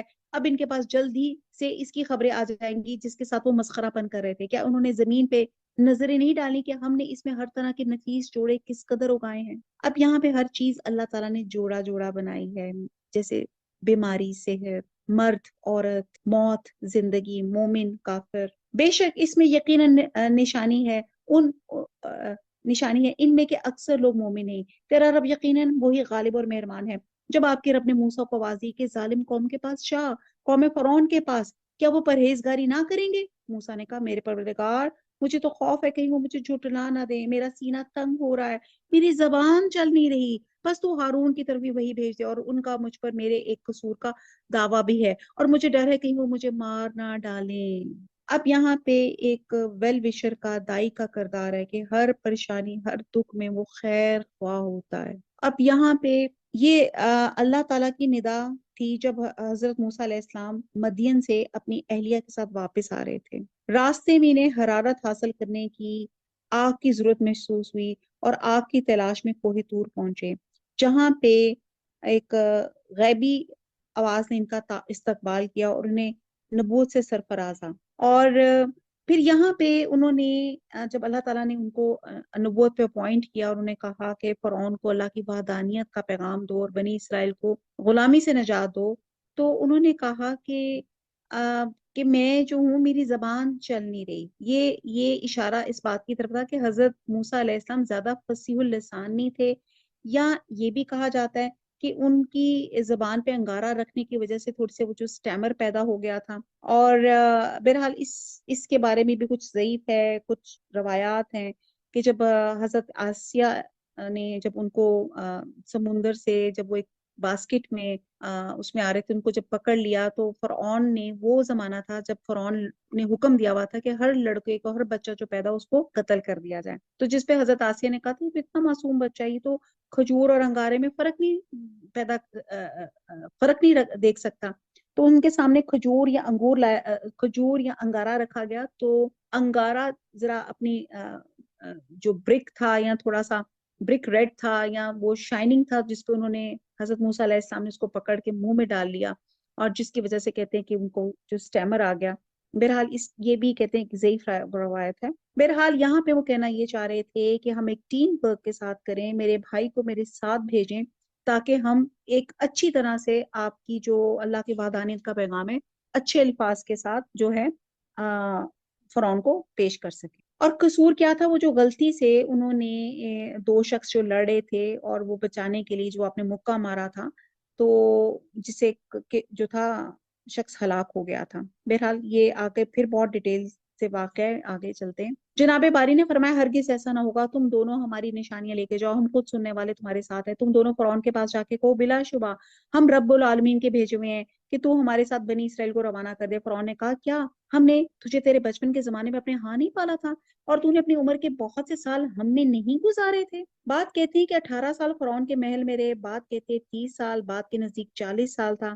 بہرحال کہنے کی بات ہے کہ فرعون نے ان کو مینشن کیا کہ تمہیں میں نے اپنے ہی دربار میں پالا تھا اور تم ایک دم آ کے اللہ کا پیغام دینے لگ گئے ہو۔ آیت نمبر 19۔ پھر تو وہ اپنا وہ کام کر گیا جو کر گیا، اور وہ تو ناشکروں میں ہے۔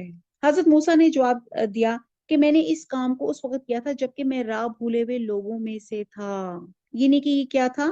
یہاں پہ قتل جو ہوتا ہے، ایک قتل عمد ہوتا ہے، ایک قتل خطا ہوتا ہے۔ تو یہ جو انہوں نے قتل تھا وہ ارادتاً نہیں تھا، بلکہ ایک گھونسا تھا جو اسے مارا گیا تھا، جس سے اس کی موت واقع ہو گئی تھی۔ اور کہتے ہیں یہاں پہ حضرت موسیٰ علیہ السلام نے کہا کہ اور یہ واقعہ نبوت سے قبل کا ہے جبکہ مجھے علم کی روشنی نہیں دی گئی تھی، پھر تم سے خوف کھا کے میں تم سے بھاگ گیا، پھر مجھے میرے رب نے حکم و علم عطا فرمایا اور مجھے اپنے پیغمبروں میں کر دیا۔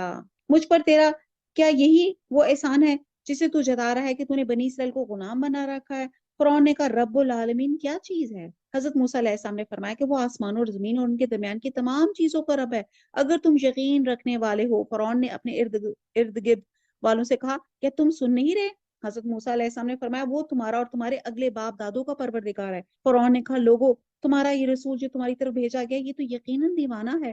حضرت موسیٰ علیہ السلام نے فرمایا وہی مشرق و مغرب کا اور ان کے درمیان کی تمام چیزوں کا رب ہے اگر تم عقل رکھتے ہو۔ فرعون کہنے لگا سن لے، اگر تو نے میرے سوا کسی اور کو معبود بنایا تو میں تجھے قیدیوں میں ڈال دوں گا۔ موسیٰ نے کہا اگرچہ میں تیرے پاس کوئی کھلی نشانی لے آؤں۔ اب یہ ایکچولی بہت ڈیٹیل سے ہم واقعہ حضرت موسیٰ علیہ السلام کا کر چکے ہیں۔ اگر آپ میں سے کچھ پھر سننا چاہتے ہیں تو مجھے یہاں میسج کر کے کہہ دیں یا آواز سے کہہ دیں۔ آیت نمبر 31۔ فرعون نے کہا اگر تو سچوں میں سے ہے تو اسے پیش کر۔ آپ نے اسی وقت اپنی لاٹھی ڈال دی جو اچانک کھلم کھلا زبردست اسلحہ بن گیا اور اپنا ہاتھ کھینچ کر نکالا تو وہ بھی اس وقت ہر دیکھنے والے کو سفید چمکیلا نظر آنے لگا۔ فرعون اپنے آس پاس کے سرداروں سے کہنے لگا بھائی یہ تو کوئی بڑا دانا جادوگر ہے، یہ تو چاہتا ہے کہ اپنے جادو کے زور سے تمہیں تمہاری سرزمین سے ہی نکال دے، بتاؤ اب تم کیا حکم دیتے ہو؟ ان سب نے کہا کہ آپ اسے اور اس کے بھائی کو مہلت دیجیے اور تمام شہروں میں ہر کارے بھیج دیجیے جو آپ کے پاس ذی علم جادوگروں کو لے آئیں۔ پھر ایک مقرر دن کے وعدے پر تمام جادوگر جمع کیے گئے اور عام لوگوں سے بھی کہہ دیا کہ تم بھی مجمع میں حاضر ہو جاؤ تاکہ اگر جادوگر غالب آ جائیں تو ہم انہی کی پیروی کریں۔ گویا فرعون کی قوم قبط نے اللہ کے نور کو اپنے منہوں سے بجھانا چاہا تھا، لیکن اللہ تعالیٰ اپنے نور کو پورا کرنا چاہتا ہے۔ چنانچہ کفر اور ایمان کے مارکے میں ہمیشہ ایسا آتا ہے کہ جب بھی کفر خم ٹھونک کر ایمان کے مقابلے میں آتا ہے تو ایمان کو اللہ تعالیٰ سرخروئی اور غلبہ عطا فرماتے ہیں۔ سورہ انبیاء میں آتا ہے بلکہ ہم سچ کو جھوٹ پر کھینچ مارتے ہیں بس اس کا سر توڑ دیتا ہے اور جھوٹ اس وقت نابود ہو جاتا ہے۔ حضرت موسیٰ علیہ السلام کی طرف سے جادوگروں کو پہلے اپنے کرتب دکھانے کے لیے کہا گیا اور یہ حکمت معلوم ہوتی ہے۔ ایک تو ان پہ واضح کرنا کہ اللہ کا پیغمبر اتنی بڑی تعداد میں نامی گرامی جادوگروں کے اجتماع میں اور ان کی جو شعبدہ بازیوں سے وہ خوفزدہ نہیں ہے، اور دوسرا کہ جب بعد میں اللہ کے حکم سے ساری شعبدہ بازیاں آن ہی آن میں ختم ہو جائیں گی تو دیکھنے والوں پہ اچھا امپیکٹ ہوں گی۔ تو اور تیسری وجہ یہ بھی ہو سکتی ہے باطل نے ہمیشہ اپنے اسباب اور وسائل پہ بھروسہ کیا اور حق کو بے سر و سامانی کی حالت دیکھ کر چیلنج کیا، غرور و تکبر میں آ کے حملے میں پہل کی، جبکہ حق کے دفاع کر کے باطل کو غرور میں خاک میں ملاتا ہے۔ اور چوتھی وجہ یہ بھی ہو سکتی ہے کہ حق ہمیشہ دفاع کرتا آیا ہے اور چیلنج، غرور، تکبر اور حملہ آور ہونا یا اپنے اسباب اور وسائل پہ بھروسہ کرنا یہ سب باطل کا شیوا ہوتا ہے۔ تو جب انہوں نے مقابلہ کیا تو حضرت موسیٰ علیہ السلام نے کہا کہ جی پہلے آپ کریں، پہلے آپ ڈالیں جو آپ کرنا چاہتے تھے۔ جادوگر آ کر فرعون سے کہنے لگے اگر ہم جیت گئے تو ہمیں کچھ انعام ملے گا؟ فرعون نے کہا ہاں بڑی خوشی سے، بلکہ ایسی صورت میں تم میرے خاص درباری بن جاؤ گے۔ حضرت موسیٰ علیہ السلام نے جادوگروں سے فرمایا جو کچھ تمہیں ڈالنا ہے ڈال دو، یعنی کہ فرعون نے اعلان کر دیا تھا کہ حضرت موسیٰ کے مقابلے میں تمام جادوگر آئیں اور جو حضرت موسیٰ علیہ السلام کو ہرا دے گا تو میں اس کو اپنا مقرب، اپنا قریبی، اس کو بڑا انعام و کرام دوں گا۔ آیت نمبر 44۔ انہوں نے اپنی رسیاں اور لاٹیاں ڈال دی اور کہنے لگے عزت فرعون کی قسم ہم یقیناً غالب ہی رہیں گے۔ اب حضرت موسیٰ علیہ السلام نے بھی اپنی لکڑی میدان میں ڈال دی جس نے اسی وقت ان کے بنے بنائے کھلونوں کو نگلنا شروع کر دیا۔ یہ دیکھتی جادوگر سجدے میں گر گئے، انہوں نے صاف کہہ دیا ہم تو اللہ رب العالمین پر ایمان لائے، یعنی کہ موسیٰ اور ہارون کے رب پر۔ فرعون نے کہا کہ میری اجازت سے پہلے تم اس پر ایمان لے، یقیناً یہ تمہارا وہ بڑا سردار ہے جس نے تم سب کو جادو سکھایا ہے، سو تمہیں ابھی ابھی معلوم ہو جائے گا، قسم ہے میں بھی تمہارے ہاتھ پاؤں الٹے طور پہ کاٹ دوں گا اور تم سب کو سولی پہ لٹکا دوں گا۔ یہ واقعہ پہلے بھی آ چکا ہے کہ یہاں پہ جب کھلے میدان میں جب مظاہرہ ہوا اور لوگوں نے دیکھا کہ حق واضح ہو گیا تو یہاں پہ فرعون جو تھا وہ اپنی اور جس کو کہتے ہیں فرعونیت میں آ گیا، تو اس نے کہا کہ تم جادوگروں نے کہا کہ ہم تو موسیٰ اور ہارون کے رب پہ ایمان لے آئے کیونکہ ہم جو کرے تھے یہ جادو ہے اور یہ معجزہ ہے۔ تو جس پہ فرعون کو غصہ آیا کہ تم میری پوچھے بغیر ایمان لے آئے، میں تو تمہارے ساتھ یہ حشر کروں گا، میں تمہارے ہاتھ پاؤں الٹے کاٹ دوں گا، تمہیں سولی پہ لٹکا دوں گا۔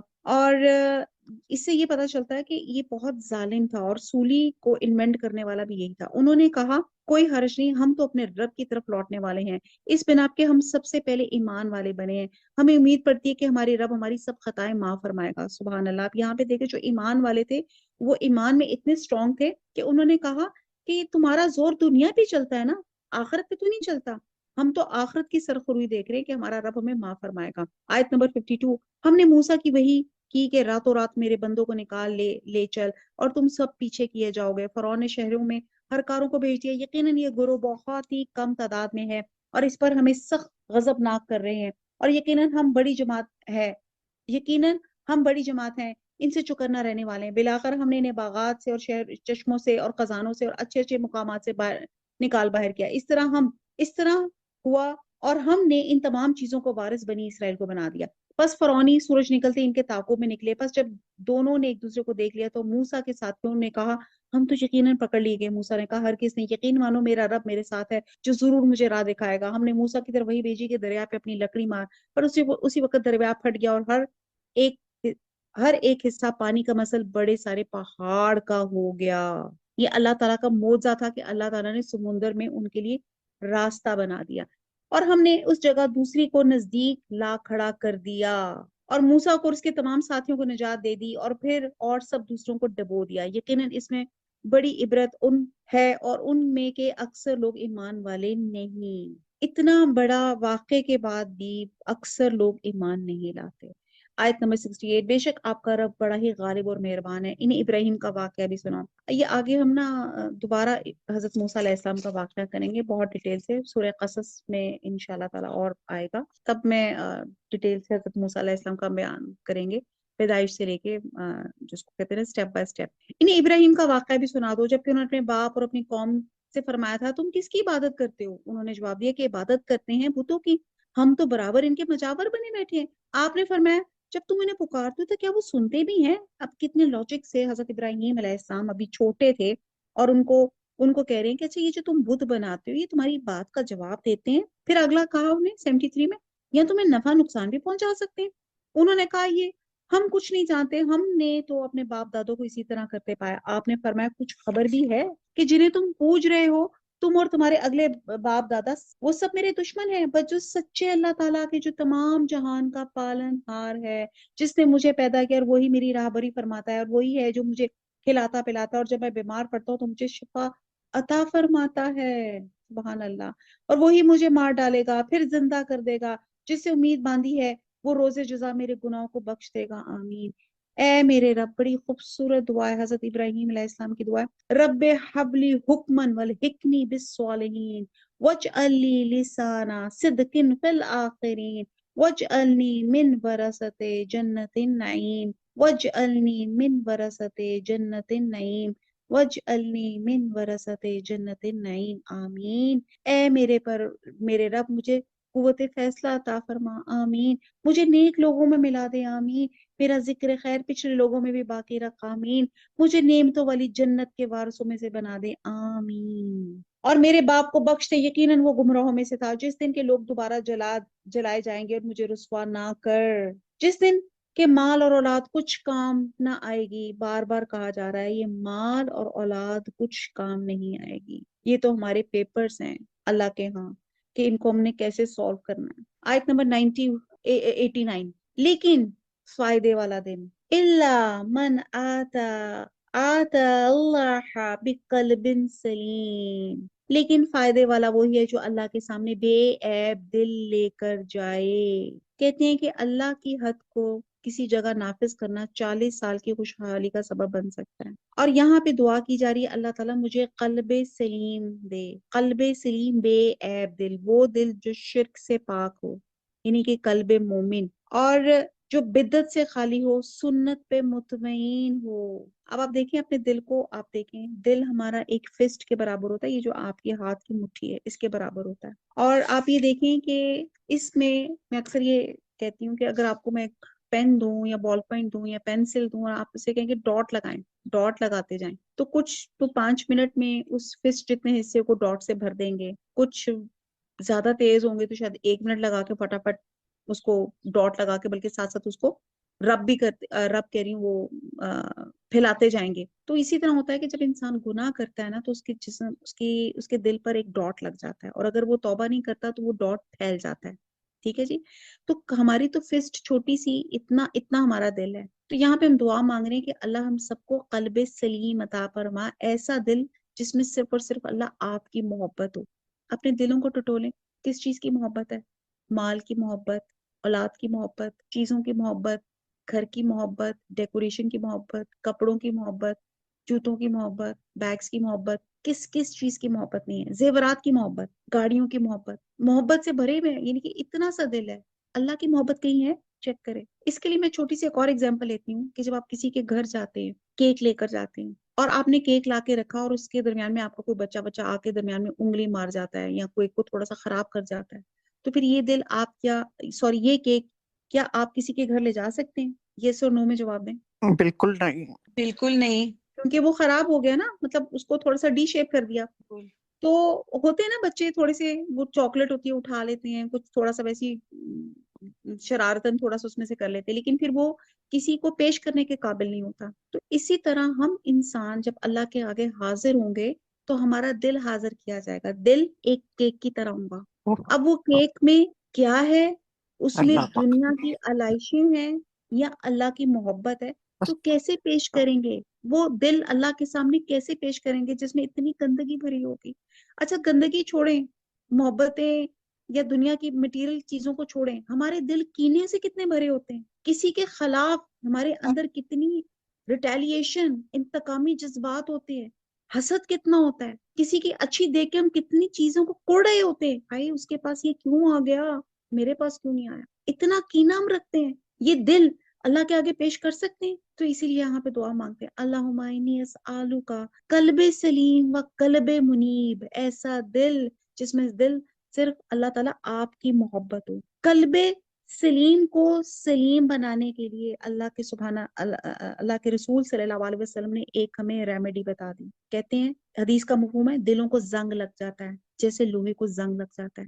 تو لوگوں نے فرمایا کہ کس طرح زنگ کو دور کیا جائے، تو فرمایا کثرت سے قرآن کی تلاوت کریں، غور و فکر کریں، جب بے چینی ہو تلاوت کریں، اور پھر دل کو کسی مفید کام میں لگا لیں، اور پھر دوسرا کثرت سے موت کو یاد کریں۔ یہ تو میں نے تھوڑا ڈیٹیل ایڈ کر دیا۔ تو یہاں پہ اللہ کے رسول نے بتایا کثرت تلاوت سے اور کثرت سے اپنی موت کو یاد کرنے سے ہم دلوں کا زنگ دور کر سکتے ہیں اور اس دل کو قلب سلیم بنا سکتے ہیں۔ آگے چلتے ہیں، آیت نمبر 90، اور پرہیزگاروں کے لیے جنت بالکل نزدیک لا دی گئی اور گمراہ لوگوں کے لیے جہنم ظاہر کر دی گئی۔ ان سے پوچھا جائے گا جن کی تم پوجا کرتے تھے وہ کہاں ہیں جو اللہ تعالیٰ کے سوا تھے؟ کیا وہ تمہاری مدد کرتے تھے یا کوئی بدلہ لے سکتے تھے؟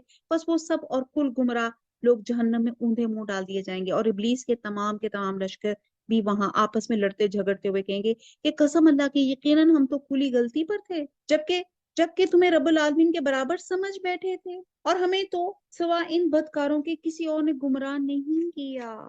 اب تو ہمارا کوئی سفارشی بھی نہیں، نہ کوئی سچا غم خار دوست۔ وہاں جا کے احساس ہوگا کہ ہمیں دوسرے لوگوں نے گمراہ کیا۔ یہاں اللہ تعالیٰ قرآن میں بیان کر کے، اللہ کا شکر ہے ہم اس قرآن سے جڑے ہیں، اللہ تعالیٰ نے یہ منظر کشی ابھی کر دی تاکہ ہمیں وارننگ کر دی، ہمیں وارن کر دیا کہ اس سچویشن کو آنے سے پہلے اپنے آپ کو روک لو، یہ مہلت کا ٹائم ہے، اللہ سے توبہ کریں، اپنے اعمال صالح کا اہتمام کریں، ورنہ وہاں پہ دیکھیں کلیئر ہے، نہ کوئی سفارشی ہوگا نہ کوئی سچا غم خار دوست۔ اب دوست کا کام کیا ہوتا ہے؟ آپ کو کنسول کرنا، ایسے ہی ہے نا، بڑی دکھ اور پریشانی میں ہوتے ہیں، کسی اچھے دوست کے ساتھ بات چیت کرنے سے آپ کا بہت سے دکھ کم ہو جاتا ہے، ایسے ہی ہے نا۔ اور یہ وہ موقع ہوگا اتنا دہشت ناک قسم کا جب قیامت کا دن ہوگا، سب اپنے سامنے اس کا جو ہے رجسٹرز نیکی بدی کے کھلے ہوئے ہوں گے، تو وہاں پہ نہ کوئی سفارشی ہوگا، یعنی کہ دنیا میں تو ہم پھر بھی سفارش لے آتے ہیں نا، یہاں پہ آپ کا کوئی سگنل میں آپ نے کوئی چیز توڑی، کوئی آپ کہیں مقدمے میں چلے گئے، جھوٹی گواہی لی، اپنے آپ کو چھڑوا لیا، اور کوئی آپ کی پریشانی ہوئی، کسی نہ طرح آپ نے سفارش کی، اپنا کچھ نہ کچھ اپنا آپ نے دنیا میں جگاڑ لگا لیا، لیکن آخرت میں کوئی ایسا نہیں ہوگا۔ آیت نمبر 102، اگر کاش کہ ہمیں ایک مرتبہ پھر جانا ملتا تو ہم پکے سچے مومن بن جاتے۔ یہ سب حسرت کریں گے، تو ٹھیک ہے ہم نے قرآن میں پڑھ لیا کہ ایک موقع ملتا، تو آج مجھے اور آپ کو موقع ملے، اب دیکھتے ہیں ہم کتنے سچے مومن بنتے ہیں۔ ماشاءاللہ 19 سپارے میں پہنچ گئے ہیں، کتنا ہمارے عمل بدلے ہیں، کتنے ہمارے خیالات بدلے ہیں، چیک کر لیں اپنے آپ کو۔ 103، یہ ماجر یقیناً ایک زبردست نشانی ہے، ان میں سے اکثر لوگ ایمان لانے والے نہیں، یقیناً آپ کا پروردگار ہے غالب مہربان ہے۔ قوم نوح نے بھی نبیوں کو جھٹلایا، جبکہ ان کے بھائی نوح نے کہا کہ کیا تمہیں اللہ کا خوف نہیں؟ سنو میں تمہاری طرف اللہ کا امانت دار رسول ہوں، بس تمہیں اللہ سے ڈرنا چاہیے اور میری بات ماننی چاہیے، میں تم سے اس پہ کوئی اجر نہیں چاہتا، میرا بدلہ تو صرف رب العالمین کے ہاں ہے، بس تم اللہ کا خوف رکھو اور میری فرما برداری کرو۔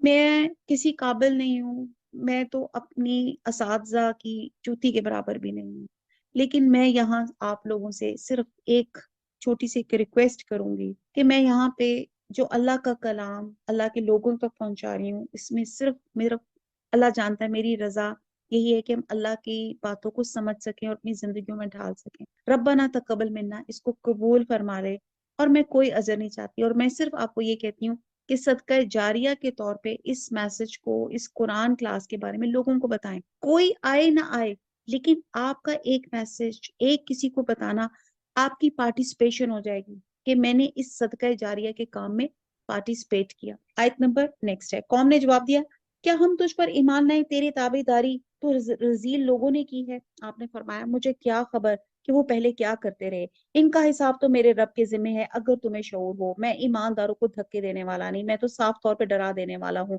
انہوں نے کہا اے نو، اگر تو باز نہ آیا تو یقیناً تجھے سنسار کیا جائے گا۔ آپ نے کہا اے میرے پروردگار، میری قوم نے مجھے جھٹلایا، بس تو مجھ میں اور ان میں کوئی قطعی فیصلہ کر دے، مجھے اور میرے با ایمان ساتھیوں کو نجات دے۔ چنانچہ ہم نے اسے اور اس کے ساتھیوں کو بھری ہوئی کشتی میں سوار کر کے نجات دے دی، بعد ازاں باقی کے تمام لوگوں کو ہم نے ڈبو دیا، یقیناً اس میں بہت بڑی عبرت ہے، ان میں سے اکثر لوگ ایمان لانے والے تھے بھی نہیں۔ بے شک آپ کا پروردگار البتہ وہی ہے زبردست رحم کرنے والا۔ عادیوں نے بھی رسولوں کو جھٹلایا، یہ بار بار قوموں کے قصے آ رہے ہیں عبرت کے لیے۔ جبکہ ان سے ان کے بھائی ہود نے کہا کیا تم ڈرتے نہیں ہو، میں تمہارا ایماندار پیغمبر ہوں، بس اللہ سے ڈرو اور میرا کہنا مانو، اور میں اس پر تم سے کوئی اجرت طلب نہیں کرتا، میرا ثواب تو تمام جہان کے پروردگار کے پاس ہی ہے۔ کیا تم ایک ٹیلے پر بطور کھیل تماشا یادگار عمارت بنا رہے ہو؟ ٹیلا کہتے بلند جگہ کو، اور ان کا لیکن اس کا مقصد اس میں رہنا نہیں ہوتا تھا بلکہ صرف کھیل کود ہوتا تھا۔ اور حضرت ہود علیہ السلام نے منع فرمایا کہ تم ایسے کام کرتے ہو جس میں وقت اور وسائل کا ضیاع ہے، اور اس کا مقصد بھی ایسا ہے کہ جسے دین اور دنیا کا کوئی مفاد وابستہ نہیں، لیکن اس بیکار یعنی کہ اپنے آپ کو وہ شغل اور تماشے میں اپنی زندگی جو تھے وہ گزار رہے تھے۔ آیت نمبر 21-29، اور بڑی صنعت والے مضبوط محل تعمیر کرے ہو، گویا کہ تم ہمیشہ یہیں پہ رہو گے۔ اب کہا جاتا ہے کہ یہ بڑی اسٹرانگ بلڈ تھے اور بہت چٹانوں کو کھود کھود کے گھر بناتے تھے۔ آیت نمبر 130، اور جب کسی پر ہاتھ ڈالتے ہو تو سختی اور ظلم سے پکڑتے ہو، اللہ سے ڈرو اور میری پیروی کرو، اس سے ڈرو جس نے ان چیزوں سے تمہاری امداد کی جنہیں تم جانتے ہو، اس نے تمہاری مدد کی مال سے اور اولاد سے، باغات سے اور چشموں سے، مجھے تو تمہاری نسبت بڑے دن کے عذاب کا اندیشہ ہے۔ انہوں نے کہا آپ واز کہیں یا واز کہنے والوں میں نہ ہو، ہم پر یکساں ہیں، یہ تو بس پرانے لوگوں کی عادت ہے، اور ہم ہرگز عذاب نہیں دیے جائیں گے۔ قوم عاد دنیا کی مضبوط ترین قوی ترین قوم تھی، جس کی بابت اللہ تعالیٰ نے فرمایا سورہ فجر میں ہے کہ اس جیسی قوم پیدا ہی نہیں کی گئی، یعنی کہ جو قوت اور شدت اور جبروت اس جیسی ہو۔ اور حامیم سجدہ میں ہے آیت نمبر 15 میں، کون قوت میں ہم سے زیادہ ہے، لیکن جب اس قوم نے کفر کا راستہ چھوڑ کر ایمان اور تقوی کا راستہ اختیار نہیں کیا تو اللہ تعالیٰ نے سخت ہوا کی صورت میں ان پہ عذاب نازل کیا، جو مکمل 7 راتیں اور 8 دن ان پہ مسلط رہا۔ بادیں تند آتی، آدمی کو اٹھا کے فضا پہ بلند کرتی، پھر زور سے سر کے بل زمین پہ پٹک دیتی، جس کا اس کا دماغ پھٹ کر چور چور ہو جاتا، اور بغیر سر کے ان کی لاشیں زمین پہ پڑی ہوتی گویا کھجور کے کھوکھلے تنے۔ اور انہوں نے جن پہاڑوں اور کنووں اور غاروں میں مضبوط عمارتیں بنائے رکھی تھی، پینے کے لیے گہرے کنویں کھود رکھے تھے، باغات کی کثرت تھی، لیکن جب اللہ کا عذاب آیا تو کوئی چیز ان کے کام نہ آئی اور انہیں صفحے ہستی سے مٹا دیا گیا۔ چونکہ عادیوں نے حضرت ہود علیہ السلام کو چھٹایا تھا، اس لیے ہم نے انہیں تباہ کر دیا، یقیناً اس میں نشانی ہے اور ان میں اکثر بے ایمان تھے، بے شک آپ کا رب وہی ہے غالب مہربان۔ سمودیوں نے بھی پیغمبر کو چھٹلایا۔ اب سمودیوں کی بات آ رہی ہے، ان کے بھائی ان میں کون آئے تھے؟ حضرت صالح علیہ السلام۔ ان کے بھائی صالح نے ان سے فرمایا کیا تم اللہ سے نہیں ڈرتے؟ اب دیکھیں خطبہ ایڈریس جو لوگوں کو کیا گیا، اللہ کی طرف بلایا گیا، وہ ایک ہی ہے، کیا تم اللہ سے نہیں ڈرتے؟ میں تمہاری طرف اللہ کا مانتدار پیغمبر ہوں، تو تم اللہ سے ڈرو اور میرا کہا کرو، میں اس پہ تم سے کوئی اجرت نہیں مانگتا، میری اجرت تو بس پروردگار عالم پر ہی ہے۔ کہ ان چیزوں میں جو یہاں ہیں تم امن کے ساتھ چھوڑ دیے جاؤ گے، یعنی ان باغوں اور ان چشموں اور ان کھیتوں اور ان کھجوروں کے باغوں میں جن کے شگوفے نرم و نازک ہیں، اور تم پہاڑوں کو تراش تراش کے پرتکلف مکانات بنا رہے ہو، پس اللہ سے ڈرو اور میری اطاعت کرو۔ بے باک حد سے گزر جانے والوں کی اطاعت سے باز آ جاؤ، جو ملک میں فساد پھیلا رہے ہیں اور اصلاح نہیں کرتے۔ وہ بولے بس تو ان میں سے جن پہ جادو کر دیا گیا، تو ہم جیسا ہی انسان ہے، اگر تو سچوں میں سے ہے تو کوئی معجزہ لے آ۔ آپ نے فرمایا یہ ہے اونٹنی، پانی پینے کی ایک باری اس کی ہے اور ایک مقررہ دن کی باری پانی پینے کی تمہاری۔ اب یہ کون لوگ تھے کہ انہوں نے مطالبہ کیا وہ معجزہ لے کر آئیں، اور ان کے کہنے پہ اللہ نے پہاڑ سے اونٹنی برآمد کی۔ آیت نمبر 156 خبردار اسے برائی سے ہاتھ نہ لگانا ورنہ ایک بڑے بھاری دن کا عذاب تمہارے گرفت کر لے گا۔ پھر بھی انہوں نے اس کی کونچیں کاٹ ڈالی، پس وہ پشیمان ہو گئے اور عذاب نے انہیں آد بوچا۔ بس بے شک اس میں عبرت ہے، ان میں سے اکثر لوگ مومن نہ تھے۔ بے شک آپ کا رب بڑا زبردست اور مہربان ہے۔ اب کونچیں کاٹ ڈالی یعنی کہ اونٹنی کے ہاتھ اور پیروں کو زخمی کر دیا جس سے وہ بیٹھ گئی، اور پھر اس کو کہتے قتل کر دیا گیا۔ اور پھر یہ ان پہ عذاب آیا، عذاب سے زمین سے بھونچال زلزلہ آیا، اوپر سے سخت چنگاڑ کی صورت میں آیا، جن سے ان سب کی موت جو تھی واقعہ ہو گئی۔ اب آگے حضرت لوط علیہ السلام کا واقعہ آتا ہے۔ کہتے ہیں قرآن پڑھنے کے بعد نا دل کو کسی مفید کام میں لگا دیں، اور آپ سوچیں کہ میں سارے دن میں اللہ کو کتنا وقت دیتی ہوں۔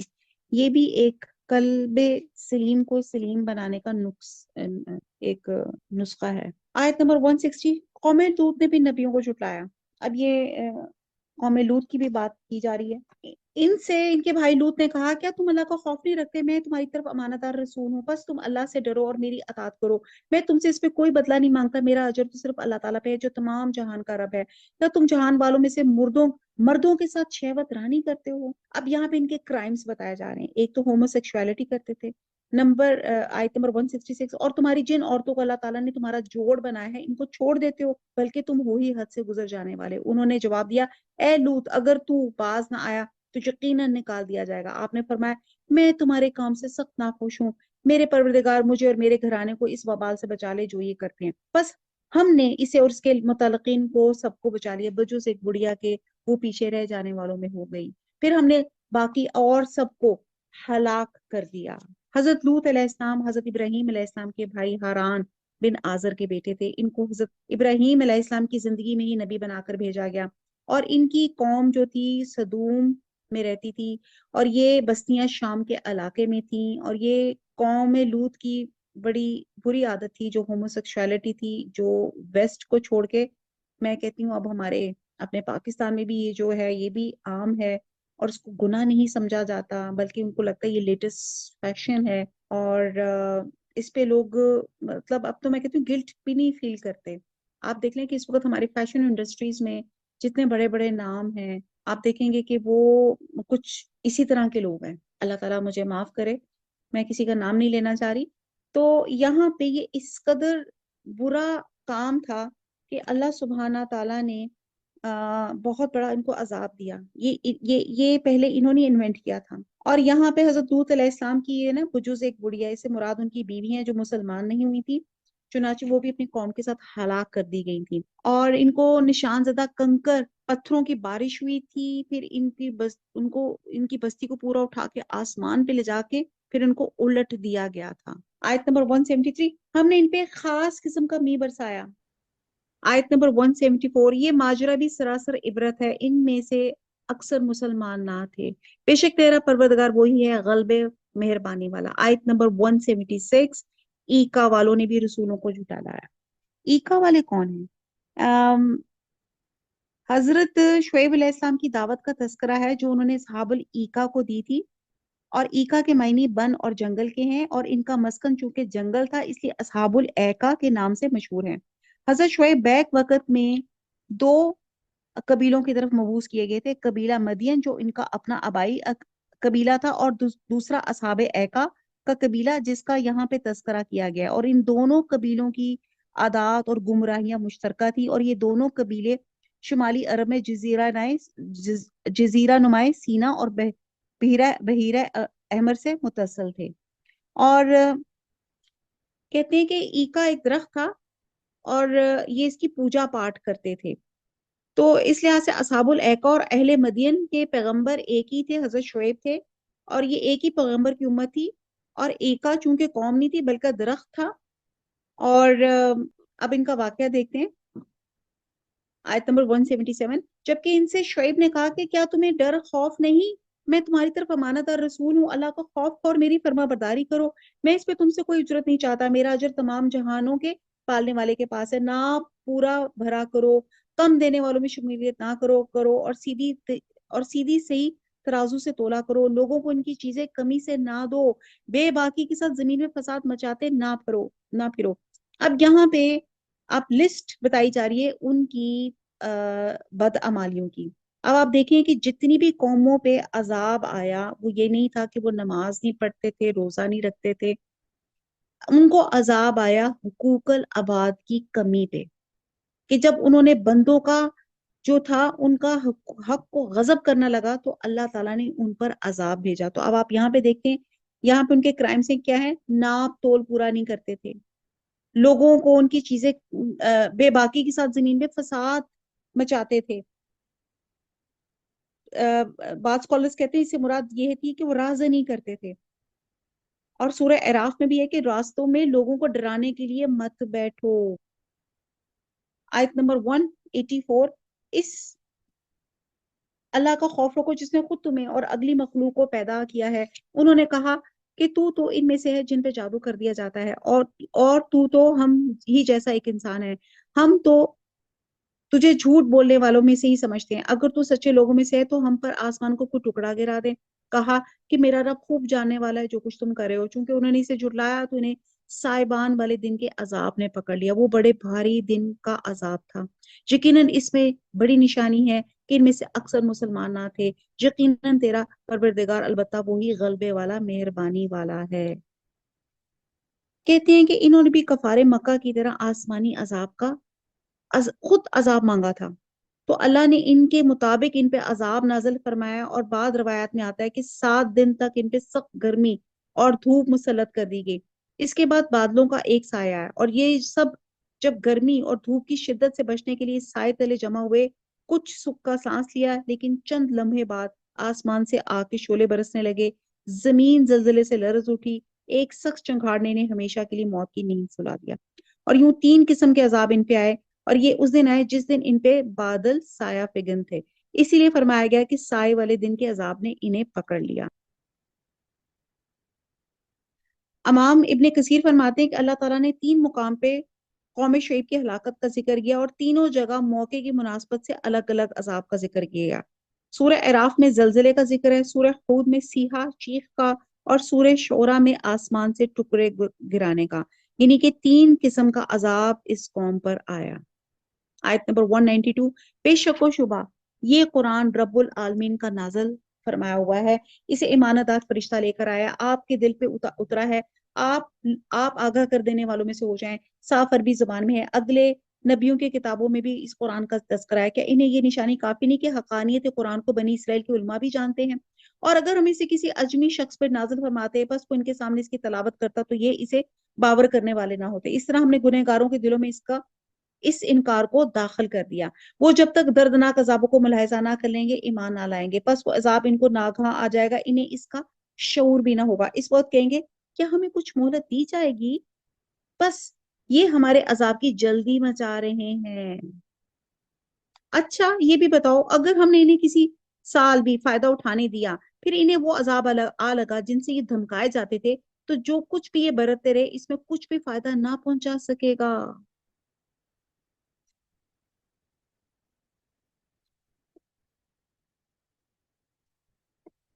इन आयात में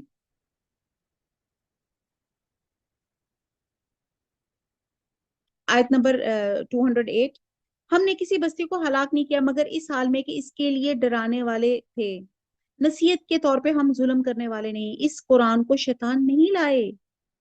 क्लियर कट अल्लाह ताला ने कह दिया। ना वो इसके काबिल हैं ना इसकी ताकत है, बल्कि वो तो सुनने से भी महरूम कर दिए गए। अब इन आयात में कुरान में अल्लाह ताला ने शैतानी दखल अंदाजियों से महफूजियत का बयान है। और कुरान का मकसद नेकी का हुक्म और उसका फरोग है, और मुनकरात का सद्देबाब है। तो गोया ये एक दूसरे की जिद है। शयातीन, नंबर तो पहले तो ये कि शयातीन इसकी ताकत ही नहीं रखते, और फिर नजूले कुरान के वक़्त शयातीन इसके सुनने से दूर और महरूम रहते हैं। आसमानों पे सितारों को चौकीदार बनाया गया है। जो भी शैतान ऊपर जाता है ये सितारे इस पर एक जो कहते हैं ना सितारा उस पे गिराते हैं और उसको भस्म कर देते हैं। इसी तरह अल्लाह ताला ने कुरान को शयातीन से बचाने का खुसूसी इंतजाम किया है, यहाँ पे ये मेंशन किया गया है। बस तू अल्लाह के साथ किसी और मबूद को ना पुकार, तू भी सजा के काबिल बन जाए, अपने करीबी रिश्तेदारों को डरा दे। अब यहाँ पे कहा जा रहा है कि अपने सबसे पहले अपने रिश्तेदारों को डराएं, उनको अल्लाह की तरफ बुलाएं। इस हुक्म के बाद नबी सल्लल्लाहु अलैहि वसल्लम सफा पहाड़ी पे चढ़ गए और आपने आवाज दी। आपने जो आवाज उस वक्त दी, ये कलमा उस वक्त बोला जाता है जब दुश्मन अचानक हमला कर दे, और इसके जरिए से कौम को खबरदार किया जाता है। और ये कलमा सुन के लोग जमा हो गए और आपने कुरैश के मुख्तलिफ कबीलों के नाम लेके फरमाया, बतलाओ अगर मैं तुम्हें ये कहूं कि इस पहाड़ के पुष्प पे दुश्मन का लश्कर मौजूद है जो तुम पे हमला आवर होना चाहता है, तो तुम मानोगे? सबने कहा, यकीनन हम तस्दीक करेंगे। आप सल्लल्लाहु अलैहि वसल्लम ने फरमाया कि मुझे अल्लाह ने नजीर बना के भेजा है, मैं तुम्हें एक सख्त अजाब से डराता हूँ।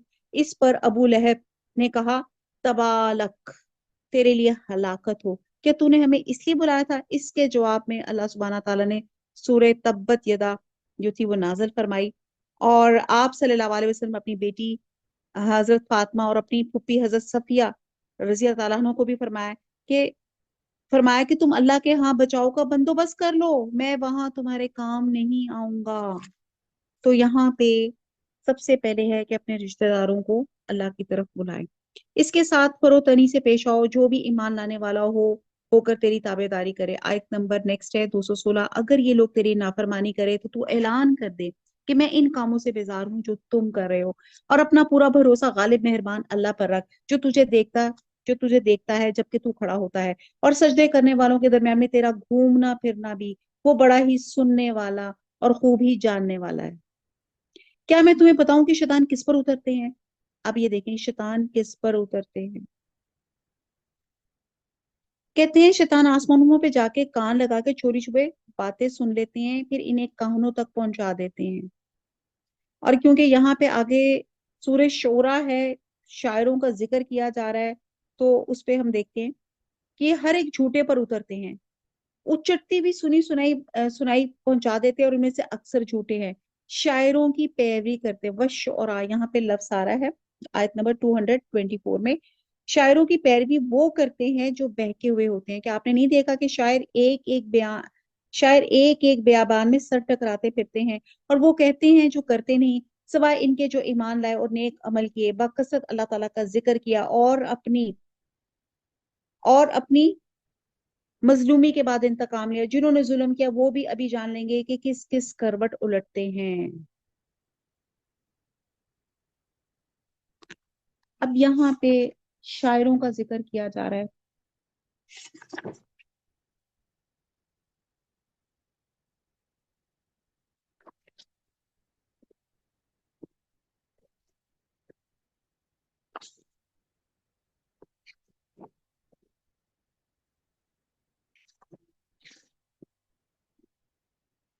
अब यहाँ पे है कि सारे शायर बुरे नहीं होते, कुछ अच्छे भी होते हैं। और अच्छे शायर की अलामत ये होती है कि सबसे पहले ईमान, यानी कि सिर्फ बातें नहीं करते, वो काम भी करते हैं। जब इनके दिल में अल्लाह की याद होती है, जबान पे अल्लाह की याद होती है, तो शेर व शायरी में भी खुद ब खुद इसकी झलक आ जाती है। और सख्त सख्त अल्फाज उस वक्त इस्तेमाल किए जब इन पर जुल्म किया गया। नबी सल्लल्लाहु अलैहि वसल्लम ने फरमाया कि जुल्म से बचो, क्योंकि क्यामत वाले दिन जुल्म अंधेरों का बाइस होगा। अब यहाँ पे शायरी की बात में बहुत अहम यहाँ पे जो पॉइंट ऑफ व्यू बयान किया गया, क्योंकि जो शायरी के जो लफ्ज होते हैं उनके अंदर की अच्छाई उसको अच्छा बना देती है, उसके अंदर का मजमून जो है उसको बेकार बना देता है। तो नबी सल्लल्लाहु अलैहि वसल्लम ने शेर के बारे में फरमाया कि बाद अशार जो है हकीमाना भी होते हैं। और उमैया बिन अबी सल्त का कलाम सुन के आपने फरमाया था कि इसका जो शायर है मोमिन है मगर दिल काफिर है। तो इसलिए चाहिए कि अच्छी बातें कोई शायर जो भी करे, जब तक उसका बातें करने से अगर उसका अमल अच्छा नहीं है तो वो अच्छी बातें उसको फायदा नहीं दे सकती।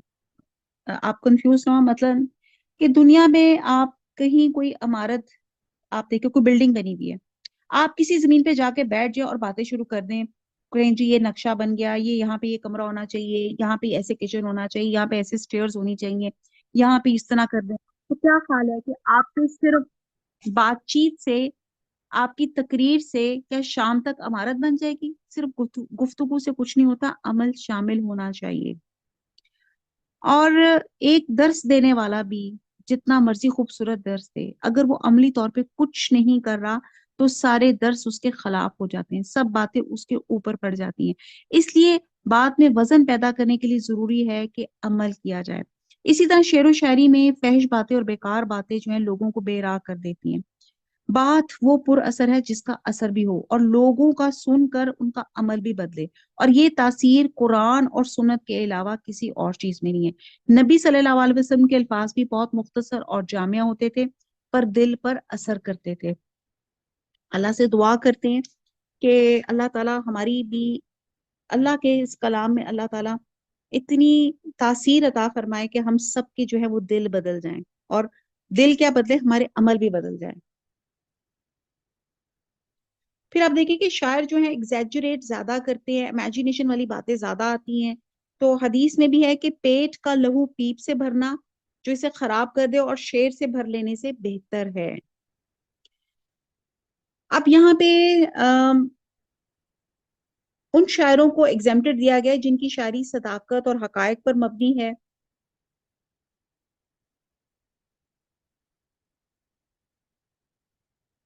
اب ایسی شاعری جائز ہے جس میں قذف اور مبالغہ نہ ہو، جس کے ذریعے سے مشقین اور کفار کو اہل باطل کو جواب دیا جائے، اور جس میں توحید اور سنت کا اثبات ہو۔ پھر جی اگلی آتی ہے سورہ نمل آتی ہے۔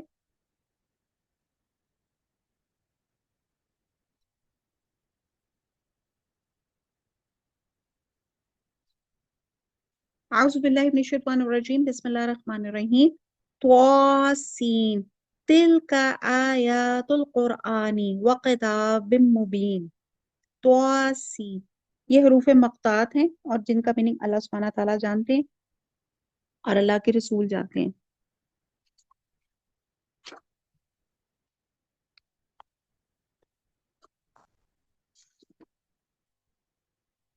سورہ جو نمل ہے، نمل کا مطلب ہوتا ہے چونٹی۔ یہ سورہ شعراء کے بعد اسی ترتیب میں نازل ہوئی اور اس کا مضمون بھی اسی سے ملتا جلتا ہے۔ اسی میں کفار کو دعوت غور و فکر دی گئی، اور آیت نمبر 1 سے 3 میں یہ کتاب مبین کی آیت ہے۔ اس کا مطلب ہے کہ کتاب حق کو باطل کو کھول کر بیان کرنے والی ہے، اللہ کے احکام واضح کرنے والی ہے۔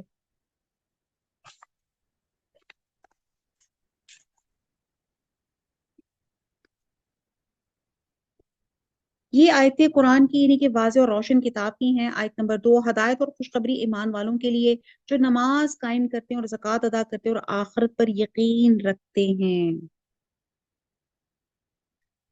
اب یہ پھر اہل ایمان کی خصوصیات آ رہی ہیں۔ جو لوگ قیامت پر ایمان نہیں لاتے، ہم نے انہیں ان کے کرتوت زینت دار کر دکھائے، بس وہ بھٹکتے پھرتے ہیں۔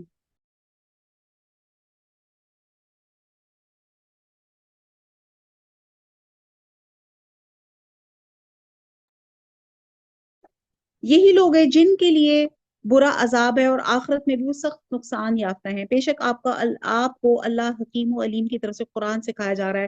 یاد ہوگا جب کہ موسیٰ نے اپنے گھر والوں سے کہا میں نے آگ دیکھی ہے، میں وہاں سے یا تو کوئی خبر لے کر آتا ہوں یا آگ کو کوئی سلگتا ہوا انگارہ لے کر ابھی تمہارے پاس آ جاؤں تاکہ تم سینک تاپ لو۔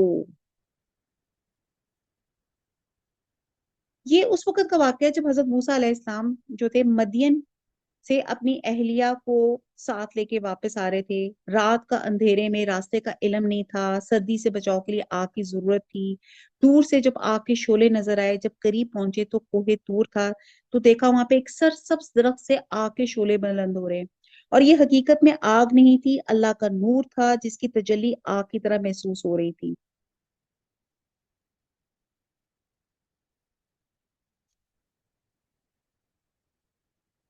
اور ایک اور حدیث کا حکم ہے کہ اگر اپنی ذات کو بے نقاب کر دے تو اس کا جلال تمام مخلوقات کو جلا کر رکھ دے۔ آیت نمبر 8، جب وہاں پہنچے تو آواز دی گئی کہ بابرکت ہے وہ جو اس آگ میں ہے، اور برکت دیا گیا جو اس کے آس پاس ہے۔ یعنی کہ یہاں پہ یہ جو درخت سے ندا آئی، یہاں اللہ سبحانہ تعالیٰ نے آپ کو نبوت کے لیے چنا اور آپ کے ساتھ ہم کلام ہوئے، اور پاک ہے اللہ تعالیٰ جو تمام جہانوں کا پالنے والا ہے۔ اب یہاں پہ اللہ سبحانہ تعالیٰ نے ان سے کلام کیا، موسیٰ سن، بات یہ ہے کہ میں ہی اللہ ہوں غالب با حکمت، تو اپنی لاٹھی ڈال دے۔ موسیٰ نے جب اسے ہلتا جلتا دیکھا تو اس طرح کہ گویا وہ ایک سانپ ہے، تو منہ موڑے ہوئے پیٹھ پھیر کر بھاگے اور پلٹ کر بھی نہ دیکھا۔ اے موسیٰ خوف نہ کھا، میرے حضور میں پیغمبر ڈرا نہیں کرتے، لیکن جو لوگ ظلم کریں بس پھر اس کے عوض نیکی کریں اس برائی کے پیچھے، تو میں بھی بخشنے والا مہربان ہوں۔ اور اپنا ہاتھ اپنے گریبان میں ڈال وہ سفید چپکیلا ہو کر نکلے گا بغیر کسی عیب کے۔ تو 9 نشانیاں لے کے فرعون اور اس کی قوم کی طرف جا، یقیناً وہ بدکاروں کا گروہ ہے۔ اب آپ یہ دیکھیں کہ حضرت موسیٰ علیہ السلام مدین میں کوئی 8-10 سال گزارنے کے بعد اپنے اہل و عیال کو لے کے نکلے، رات کا وقت تھا۔ بہرحال یہ جو آگ کے بعد اگلا واقعہ ہے، تو حضرت موسیٰ علیہ السلام کو 9 نشانیوں میں سے 2 نشانیاں دی گئیں، لاٹھی جو استا بن جاتی تھی، ہاتھ جو بغل سے سورج کی طرح چمکتا ہوا نکلتا تھا۔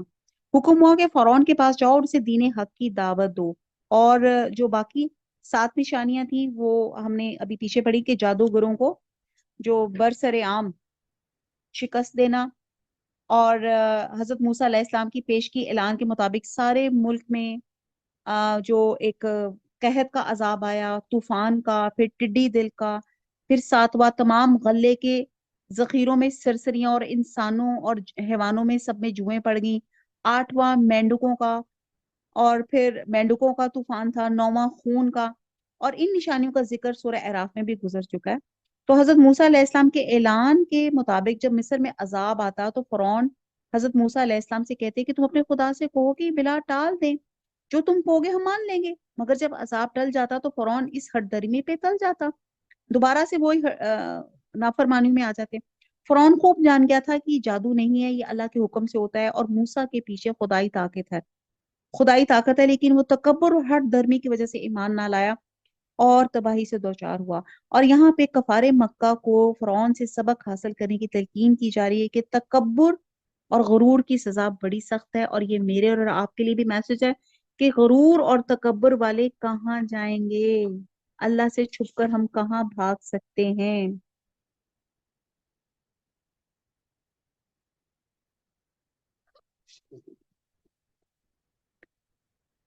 یقیناً وہ بدکاروں کا گروہ ہے۔ آیت نمبر نیکسٹ، بس جب ان کی پاس آنکھیں کھول دینے والے ہمارے موعظے پہنچے، یہ جو میں نے آپ کو بتائے، تو وہ کہنے لگی یہ تو سری جادو ہے۔ انہوں نے انکار کیا حالانکہ ان کا دل یقین کر چکے تھے، صرف ظلم اور تکبر کی بنا پہ۔ بس دیکھ لیجئے کہ ان فتنہ پرداز لوگوں کا انجام کیسا کچھ ہوا۔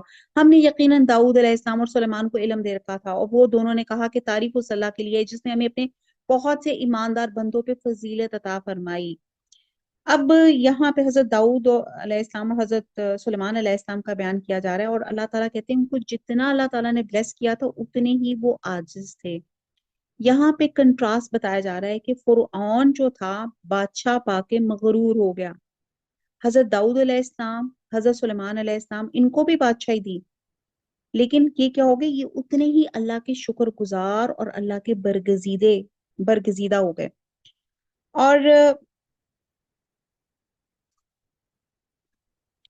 اس صورت کے شروع میں فرمایا گیا تھا کہ یہ قرآن اللہ کی طرف سے سکھلایا جا رہا ہے، اور اس کی دلیل کے طور پہ حضرت موسیٰ علیہ السلام کا قصہ بیان کیا گیا، اور اب دوسری دلیل میں حضرت داؤد علیہ السلام اور حضرت سلیمان علیہ السلام کا یہ قصہ ہے۔ انبیاء کے یہ جو واقعات ہیں یہ دلیل ہیں کہ حضور صلی اللہ علیہ وسلم اللہ کے سچے رسول ہیں، اور علم سے مراد نبوت کے علم کے علاوہ وہ علم ہے جس سے حضرت داؤد علیہ السلام کو اللہ تعالیٰ نے لوہے کی صنعت کا علم دیا تھا، حضرت سلیمان علیہ السلام کو جانوروں کی بولیوں کا علم دیا گیا تھا، اور ان دونوں باپ بیٹوں کو اور بھی بہت کچھ عطا کیا تھا۔ یہ دونوں باپ بیٹے جو تھے نبیوں کی جوڑی تھی۔ اور علم اللہ تعالیٰ کی سب سے بڑی نعمت ہوتی ہے، علم شریعت عطا کیا۔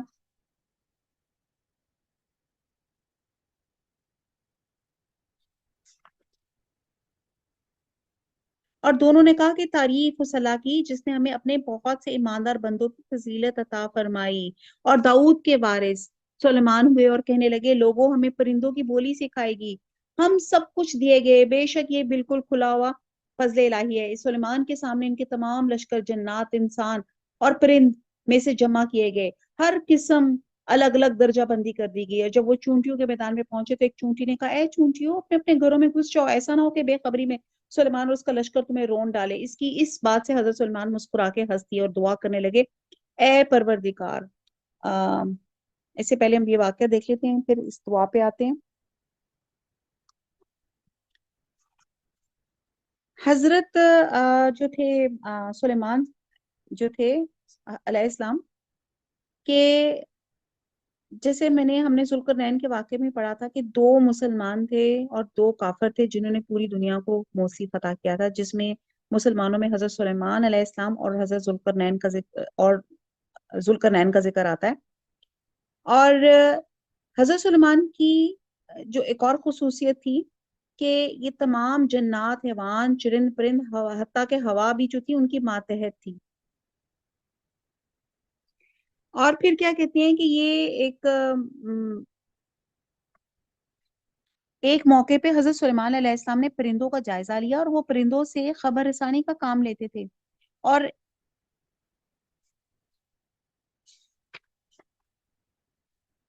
اچھا یہ تو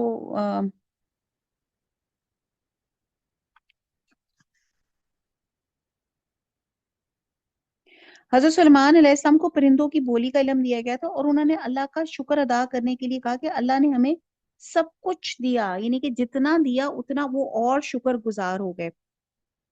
حضرت سلیمان کے لیے جن اور انسان اور پرندوں کے لشکر جمع کیے گئے اور انہیں بڑے وہ آرگنائز طریقے سے ان سے کام لیتے تھے. ایک مرتبہ ان کے ساتھ کہیں کوچ کر رہے تھے تو راستے میں ایک چونٹیوں کی وادی میں پہنچے تو ایک چونٹی نے کہا چونٹیوں اپنے بلوں میں گھس جاؤ، ایسا نہ ہو کہ سلیمان اور اس کے لشکر تمہیں کچل ڈالے اور تمہیں خبر بھی نہ ہو. حضرت سلیمان نے چونٹی کی بات اللہ کی قدرت سے سن لی اور اس پر ہنس پڑے اور مغرور نہیں ہوئے اور عاجزی اختیار کی اور اللہ تعالیٰ سے دعا کی جو ہم ابھی انشاءاللہ تعالیٰ پڑھیں گے. اب آپ یہ دیکھیں کہ ہمیں یہاں سے 1 سے 2 زبانیں آ جائے تو ہم کتنے زیادہ جس کو کہتے ہیں فخر کرنا شروع کر دیتے ہیں. تو یہاں پہ اللہ سبحانہ تعالیٰ نے حضرت سلیمان علیہ السلام کو یہ اعجاز دیا تھا کہ آپ تمام جانوروں کی بولی کو سمجھ جاتے تھے. چونٹی بولی اور حضرت سلیمان کو سمجھ آ گئی، لیکن لوگ ایسے عقل پرست ہیں کہ انہوں نے اس بات کو ماننے سے انکار کر دیا. یہ تو ہو ہی نہیں سکتا کہ چونٹی کی زبان ہے، اس کا تو منہ ہو ہی نہیں سکتا، یہ کہاں سے بول سکتی ہے. بات یہ ہے کہ جب ہم کسی چھوٹی چیز کو دیکھتے ہیں تو ہم سمجھتے ہیں یہ بہت معمولی ہے، حالانکہ چونٹی کوئی معمولی چیز نہیں، چونٹی بھی چھوٹی نہیں. اور کہتے ہیں کہ چونٹی کا جو فوسل ہے وہ 80 ملین ٹائم پرانا ہے اور اس کی 8,800 اسپیشیز ہیں اور اس کے اندر ایک نروس سسٹم ہے اور ایک ڈائجسٹو سسٹم ہے اور اتنی چھوٹی سی یہ چیز ہے اور یہ پراپر کالونیاں بنا کے رہتی ہیں. ان کی ویل پلانڈ جس کو کہتے ہیں نا شہری شکل میں ان کی کالونیاں ہوتی ہیں، روشن ہوادار صاف ستھرے گھر ہوتے ہیں، ٹیم ورک سے کام کرتی ہیں، اپنی کالونی کی حفاظت بھی کرتی ہیں، تنہا زندہ نہیں رہ سکتی، ہمیشہ مل کر رہتی ہیں. یہ ہمارے لیے انسانوں کے لیے بڑا لیسن ہے اس چونٹی میں کہ ہم چونٹی کو جس کو ہم بالکل اوور لک کر جاتے ہیں کہ اس کے اندر اتنا قربانی کا جذبہ ہوتا ہے کہ جب کھانا پاتی ہے. آپ دیکھتے ہیں کہ جب کوئی چیز کوئی ڈراپ ہمارا ذرا کھانے کا چینی کا نیچے گرتا ہے تو اب یہ نہیں ہوتا وہ ایک فٹافٹ کھانا شروع کر دے، وہ چونٹیوں کی لائن بن جاتی ہے، وہ کہتی ہیں آ جاؤ کھانا. سب ایک نہیں کھاتی، سب مل کر کھاتی ہیں. اور کہا جاتا ہے ان کی زبان نہیں مگر ان کے آرمر ہوتے ہیں جن کو بجا کے یہ بات کرتی ہیں اور ان کے اندر جو وائبریشن پیدا ہوتی ہے وہ اس سے گفتگو کرتی ہیں، یہ آپس میں کمیونیکیٹ بھی کرتی ہیں. اور پھر سائنسدان مزید اس پہ ریسرچ کر کے کہتے ہیں کہ 3 یا 4 زبانیں جانتی ہیں. اور یہ بات ہمارے عقل میں نہیں آتی کہ چونٹی کی آواز کیسی ہوگی، یہ کیا ہوگی. بہرحال یہ واللہ عالم، یہ اللہ تعالیٰ ہی جانتے ہیں. اور پھر کہتے ہیں یہ جنگجو بھی ہوتی ہیں، خودکش حملے بھی کرتی ہیں اور پھر یہ اپنے دشمن پہ ایسڈ سپرے بھی کرتی ہیں. اور یہ دیکھیں یہ ایسی جنگی ٹیکٹکس ہیں جو ہزاروں سال سے یہ اپنا کام کر رہی ہیں، لیکن ہم نے ابھی ایجاد کی ہیں کہ یہ جو ایسڈ سپرے کرنا، یہ سب کچھ کرنا. اور پھر کہتے ہیں یہ چونٹیاں دوسری چونٹیوں کو غلام بھی بنا لیتی ہیں. اور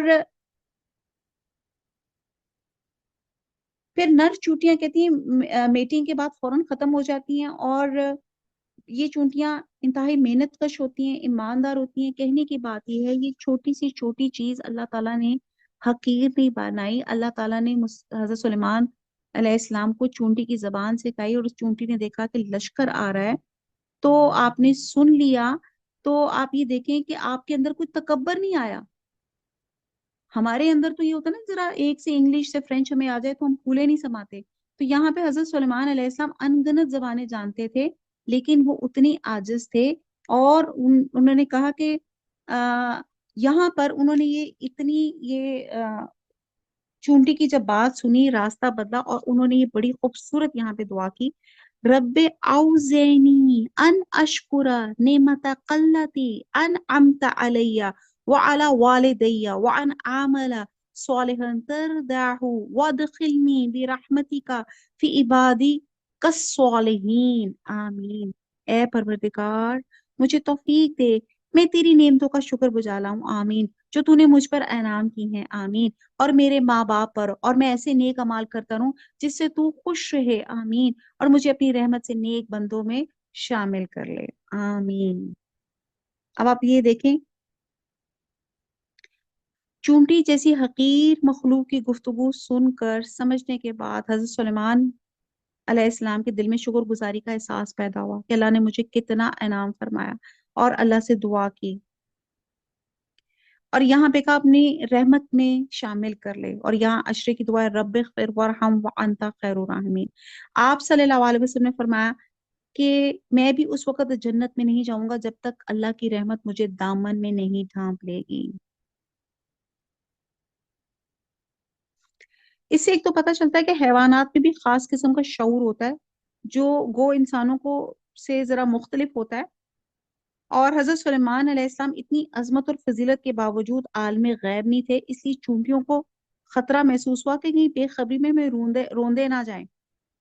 और फिर ये पता चलती कि अल्लाह के सिवा कोई आलम गैब नहीं है, और हजरत सुलेमान अलैहिस्सलाम जो थी, अल्लाह ताला ने जो उनको बोलियों का इल्म समझाया था, ये अल्लाह ताला का एजाज था जो अल्लाह ताला ने उनको दिया हुआ था। अब इसी में अगला वाकया भी आता है। आपने परिंदों को देखभाल की और फरमाने लगे, क्या बात है, मैं हुदूद को नहीं देखता, क्या वाकई वो गैर हाजिर है?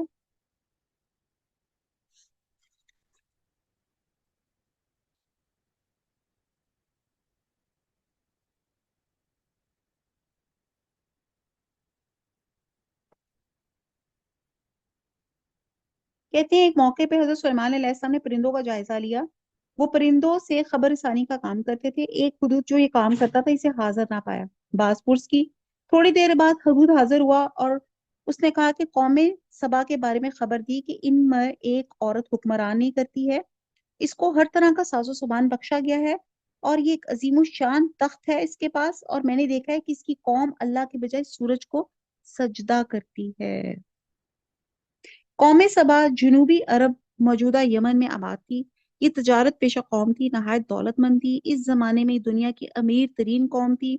लोग इनकी दौलत के किस्से बयान करते थे। इनका इलाका नहायत सरसब्ज था, और इसकी खुशहाली की सबसे बड़ी वजह थी कि डैम्स बंधे हुए थे, सीवरेज का प्रॉपर सिस्टम था, और इनका पूरा इलाका जन्नत बना हुआ था।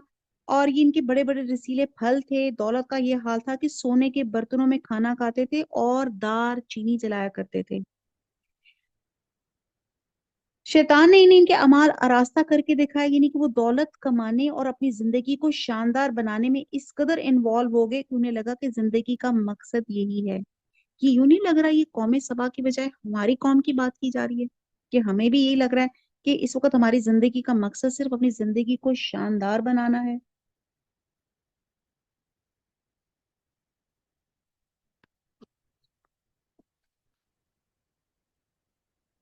इस मलका का नाम स्कॉलर्स कहते हैं बिल्कीस था।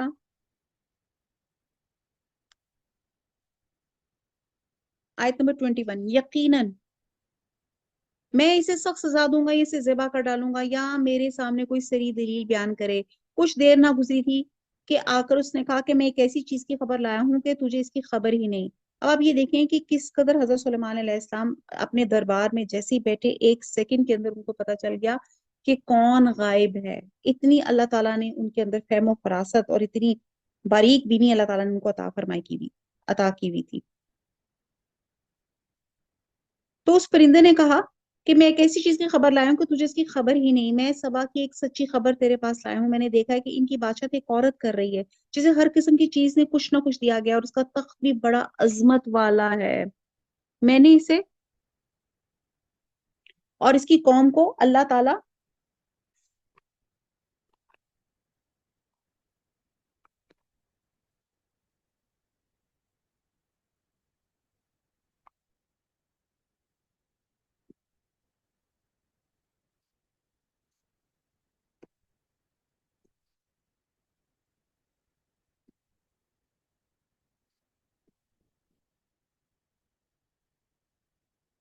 मैंने इसे और उसकी कौम को अल्लाह ताला को छोड़कर सूरज को सजदा करते हुए पाया। शैतान ने इनके काम इन्हें भला करके दिखलाकर सही राह से रोक दिया, बस वो हदायत पे नहीं आते कि इस अल्लाह के लिए सजदा करें जो आसमानों और जमीनों की पोशीदा चीजों को बाहर निकालता है। जो कुछ तुम छुपाते और जाहिर करते हो वो सब कुछ जानता है। ये जी आयत सजदा है। इसके सिवा कोई माबूद बरहक नहीं, वही अजमत वाला अर्श का मालिक है।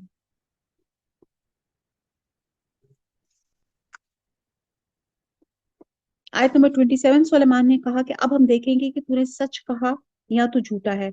मेरे इस खत को ले जा, इन्हें इन्हें दे, फिर इनके पास से हट आ और देख कि वो क्या जवाब देते हैं। वो कहने लगे, ए सरदारों, मेरी तरफ एक बावकत खत डाला गया है जो सुलेमान की तरफ से है, जो बख्शिश करने वाले मेहरबान अल्लाह के नाम से शुरू है।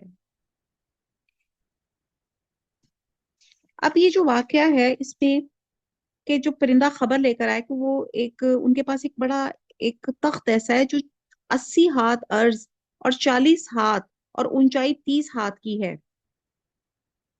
यानी कि उसका तौल 80 हाथ है, अर्ज 40 है और ऊंचाई 30 हाथ की, और उसमें मोती, सुर्ख याकूत और एमरल्ड्स वगैरह एम्बेडेड हैं।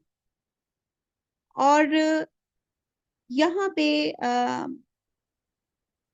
ये वाकया है, समझ नहीं आ रहा क्या करूँ और क्या बताऊं। बहरहाल अल्लाह ताला माफ फरमा दे।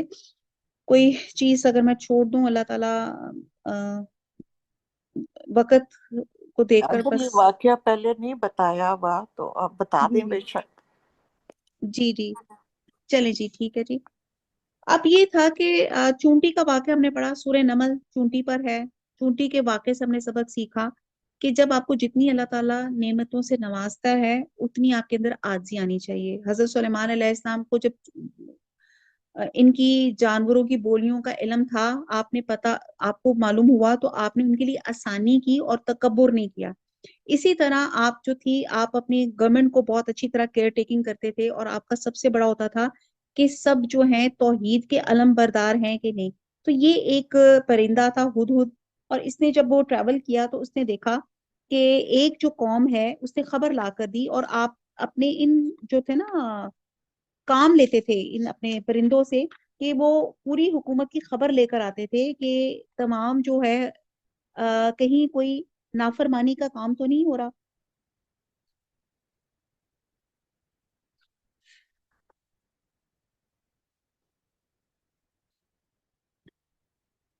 अच्छा जी। तो यहाँ पे हुदूद ने खबर दी कि वहां पे एक बड़ी एक अजीम शान सल्तनत है, और बहुत उन पे अल्लाह का रिस्क है, जैसे मैंने अभी डिटेल बताई कि वहां पे वो आप देखिए सिनेमन स्टिक्स, मतलब वो जला जला के खाने बनाते थे। इतनी ये अमीर कौम थी कि इसकी खुशबुएं की, यानी कि इसके पास जो काफिले गुजरते थे ना, उनको इतनी खुशबुएं आती थी। आप देखते हैं ना सिनेमन की कितनी प्यारी खुशबू होती है। लेकिन ये क्या करते थे कि यहाँ पे जैसे बताइए ये सूरज को सजदा करते थे। जब हजरत सुलेमान अलैहिस्सलाम को ये बात पता चली तो उन्होंने कहा कि ये मेरा एक लेटर है और जिसमें आपने मलका सबा को अल्लाह की वहदानियत का पैगाम दिया, इस्लाम का जो आपको पैगाम दिया। और ये खत एक अनयूजुअल तरीके से एक बर्ड लेकर गया और मलका सबा के दरबार में रख दिया। और ये एक और ज्यादा अनयूजुअल कि इस पे अल्लाह के नाम से बात शुरू की हुई थी, जिस पे ये बड़ा एक अनयूजुअल था। और जिस पे मलका जो सबा थी, वो कहते हैं कि दिल की बड़ी काइंड हार्टेड थी। तो उसने जब ये सुना तो उसने देखा तो उसने कहा कि जिस तरह नबी सल्लल्लाहु अलैहि वसल्लम ये बादशाह को खतूत लिखते थे जिनमें इन्हें इस्लाम कबूल करने की दावत दी जाती थी, इसी तरह सुलेमान अलैहिस्सलाम ने भी इन्हें इस्लाम कबूल करने की दावत बजरिया खत दी। और ये खत क्या था? एक परिंदा लेकर गया था, और जिसपे जो मलका सबा थी उन्होंने कहा मेरी तरफ एक बावकत खत डाला गया है जो सुलेमान की तरफ से है और जो बख्शिश करने वाले मेहरबान अल्लाह के नाम से शुरू है।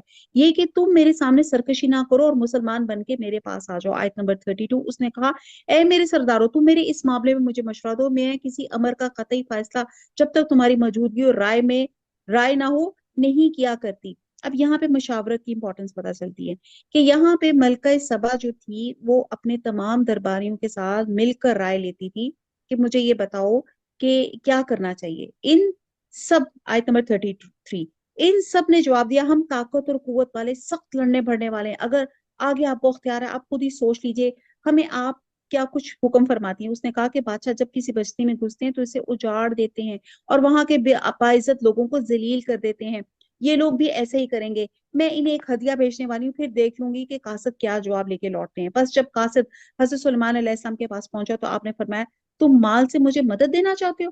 مجھے تو میرے رب نے اسے بہت بہتر دے رکھا ہے جو اس نے تمہیں دیا ہے، بس تم ہی اپنے تحفے سے خوش رہو۔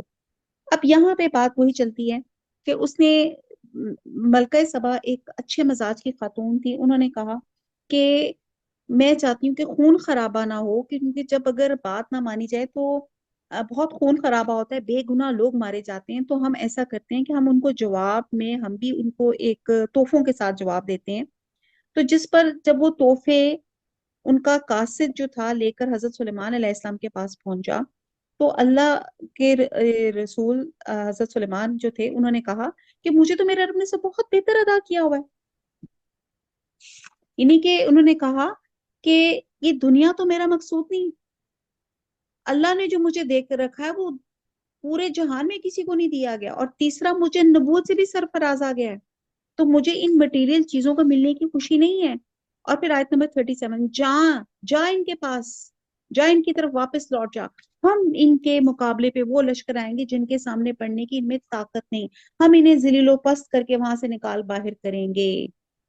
اب یہاں پہ حضرت سلیمان علیہ السلام نے صاف کہہ دیا کہ اگر یہ ایمان نہیں لائیں گے تو پھر ان کا انجام برا ہوگا۔ آیت نمبر 38 آپ نے فرمایا اے سردارو تم میں سے کوئی ہے جو ان کے مسلمان ہو کر پہنچنے سے پہلے اس کا تخت مجھے لا دے۔ ایک کوی ہے کل جن کہنے لگا آپ اپنی اس مجلس سے اٹھیں، اس سے پہلے ہی پہل میں اسے آپ کے پاس لا دیتا ہوں، یقین مانیے میں اس پہ قادر ہوں اور ہوں بھی امانت دار۔ جس کے پاس کتاب کا علم تھا وہ بول اٹھا آپ پلک جھپکائیں، اس سے پہلے میں آپ کے پاس پہنچا سکتا ہوں۔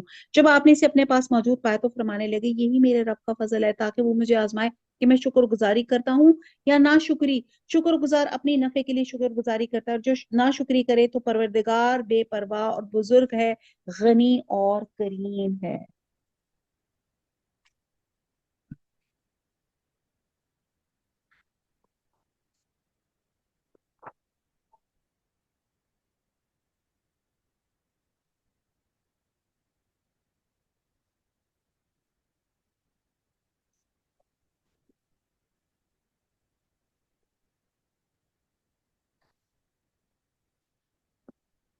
اب آپ یہ دیکھیں کہ یہاں پہ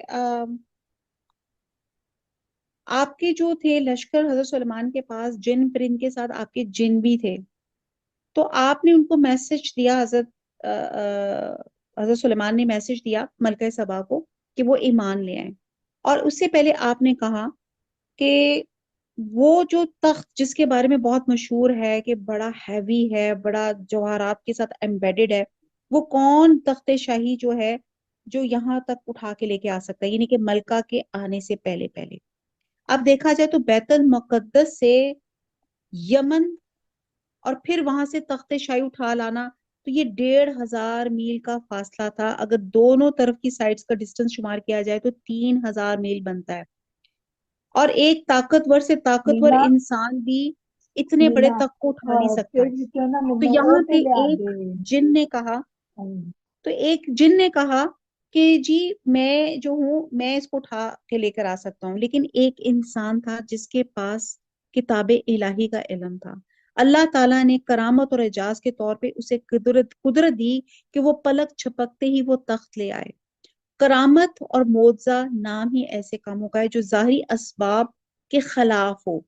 تو آپ یہ دیکھیں کہ اللہ تعالیٰ نے ایک ایسے شخص کو یہ کرامت دی جو قرآن کا علم رکھتا تھا، جو ایمان والا تھا، کہ اللہ تعالیٰ نے کہا اس نے کہا کہ میں وہ تخت جو ہے ملکہ سبا کے آنے سے پہلے ہی آپ تک پہنچا سکتا ہوں۔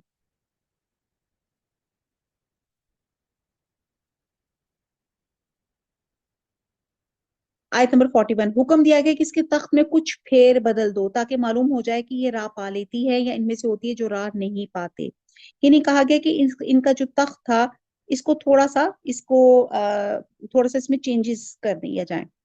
پھر جب وہ آگی تو اس سے کہا کہ دریافت کیا گیا ایسے ہی تیرا بھی تخت ہے؟ اس نے جواب دیا یہ گویا وہی ہے، ہمیں اس سے پہلے علم دیا گیا تھا کہ ہم مسلمان تھے، اسے انہوں نے روک رکھا تھا जिन की अल्लाह ताला के सिवा परस्तिश करती रही, यकीनन वो काफों में से थी। इसे कहा गया कि महल में चली चलो। जिसे देख के ये समझ गई ये हौज है। इसने अपनी पंडलियां खोल दी, फरमाया ये तो शीशे से मंडी हुई इमारत है। कहने लगी मेरे परवरदिगार, मैंने अपनी जान पे जुल्म किया, अब मैं सुलेमान के साथ अल्लाह रब्बुल आलमीन की मती और फरमाबरदार बनती हूँ। अब आप ये देखें कि मलका सबा से पहले ही वो तख्त जो इतना भारी था, जो एक इंसान उठा नहीं सकता था, आपने पहले ही मोजे के तौर पे पहले ही अपने दरबार में बुला लिया। और जब मलका सबा आई और जब उन्होंने तख्त को देखा तो वो हैरान परेशान हो गई कि ये तो मेरा ही तख्त था और मुझसे पहले आ गया। और जिस पे उनको अल्लाह के ऊपर, अल्लाह पर वो ईमान ले आई, उस मोजे को समझ गई। और फिर प्लस जब उनके हजरत सुलेमान अलैहिस्सलाम ने उनको कहा कि ये मतलब महल में चली चलो, तो कहते हैं कि महल शीशे का बना हुआ था। अब आप देखते हैं कि शीशे का यूज आजकल हमारे घरों में कितना है। और मुझे याद पड़ता है कि जब हमारा घर बना था तो मेरे ख्याल से शीशे का बिल कितने लाखों में था। और हम सोचते हैं कि जी शीशे, यानी कि हम इतना आजकल के कंस्ट्रक्शन में तो बहुत ज्यादा जो है शीशा इस्तेमाल होता है। तो ये उस जमाने में आप आर्किटेक्चर का देख लें कि हजरत सुलेमान अलैहिस्सलाम का महल ही शीशे का बना हुआ था, जिसका सेहन और फर्श भी शीशे का था। और हजरत सुलेमान अलैहिस्सलाम ने अपनी नबूवत के एजाजी मुजाहरे दिखाने के बाद मुनासिब समझा कि इन्हें दुनियावी शान और शौकत की भी एक झलक दिखाई जाए, जिसमें अल्लाह ताला ने इन्हें तारीख इंसानियत में मुमताज किया गया था। चुनाचे इस महल में दाखिल होने का हुक्म दिया गया और जब वो दाखिल होने लगी तो अपने पौंचे चढ़ा दिए। शीशे का फर्श उन्हें पानी मालूम हुआ, जिसे अपने कपड़ों को बचाने के लिए उन्होंने अपने कपड़े समेट लिए।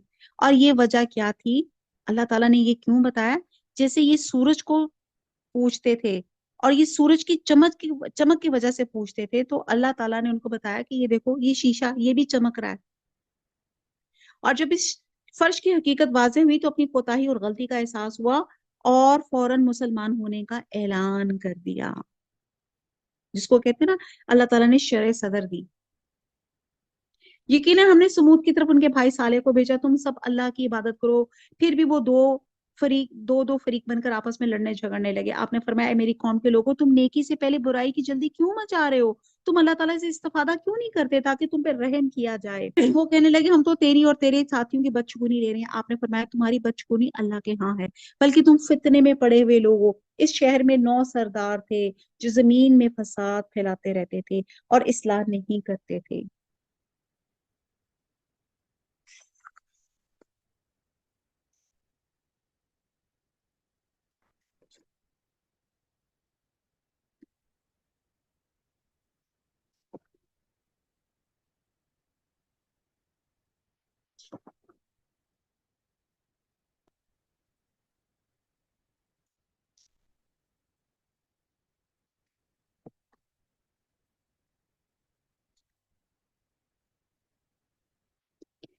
अब यहाँ पे आयत 45 से 47 तक कौमी समूद की इस्लाह के लिए हजरत सालिया को भेजा गया। और हजरत सालिया ने अल्लाह पर ईमान लाने की दावत दी तो कौम दो ग्रुप्स में डिवाइड होगी। एक ग्रोह जो अल्लाह पे ईमान लाता था और एक ग्रोह मुखालफत करता था। और कौम ने अपनी नबी से मुतालबा किया, अगर तुम सच्चे हो तो जिस अजाब की धमकी दे रहे हो हम पे नाजिल कर दो। हजरत सालिया ने समझाया, तुम अल्लाह से माफी मांगो, उसकी भलाई तलब करो, वो तुम्हें अपनी रहमत नाजिल फरमाएगा।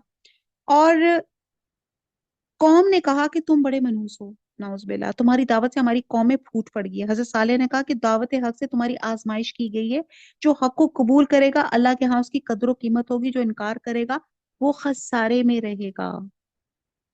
अब कौमे समूद के 9 बड़े कबीले थे, तमाम कबीलों के सरदार जमा हुए। उन्होंने आपस में खुदा की कसम खा के अहद किया, हम रात को हमला करके साले और उसके घर वालों को हलाक कर देंगे और इसके वली को कह देंगे कि हमने इसके खानदान की हलाकत के वक्त हम वहां मौजूद ही नहीं थे।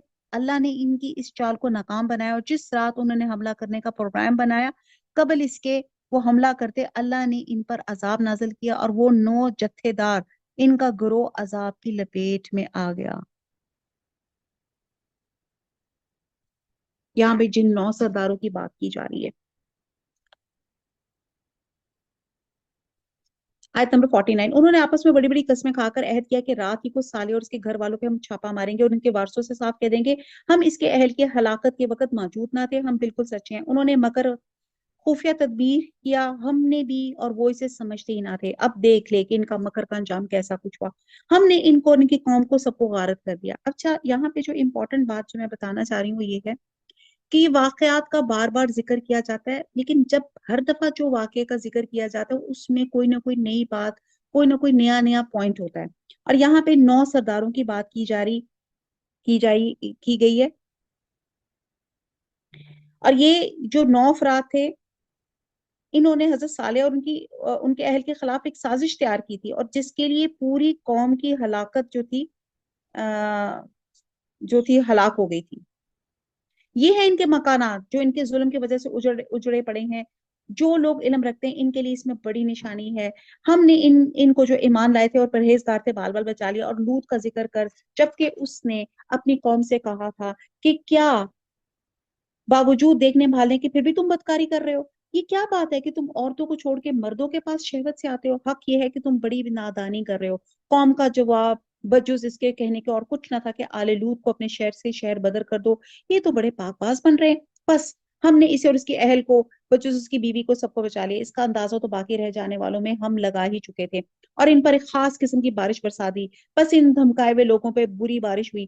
تو کہہ دے کہ تمام تعریف اللہ ہی کے لیے ہے، اس کے برگزیدہ بندوں پر سلام۔ قل الحمد للہ والسلام علی عبادہ الذین اصطفیٰ اللہ خیر اما یشرکون۔ تو کہہ دے کہ تمام تعریف اللہ ہی کے لیے ہے، اس کے برگزیدہ بندوں پہ سلام۔ کیا اللہ تعالیٰ بہتر ہے یا وہ جنہیں یہ لوگ شریک ٹھہرا رہے ہیں؟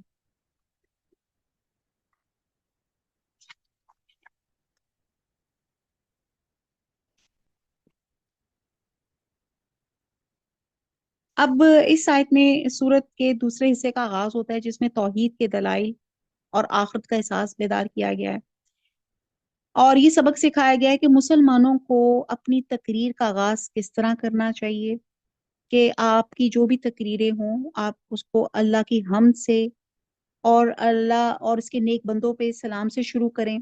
یہ ایک یہاں پہ اس سورت کے آخر میں جو ایک طریقہ سکھایا گیا ہے کہ اس طرح ہم نے جو ہے جب سے ہم بھی اپنا لیکچر شروع کرتے ہیں تو نحمد و نصلی علی رسولہ الکریم اس طرح بات شروع کرتے ہیں۔ تو اللہ تعالی ہم سب کو نیک باتیں کرنے کی اور نیک باتوں پر عمل کرنے کی اللہ تعالیٰ توفیق عطا فرمائے، آمین۔ یہ جی ہمارا پارہ نمبر 19 ختم ہوا۔ وما علینا الا البلاغ۔ سبحانک اللہم و بحمدک نشہد لا الہ الا انت نستغفرک و نتوب الیک۔ والسلام علیکم و رحمۃ اللہ وبرکاتہ۔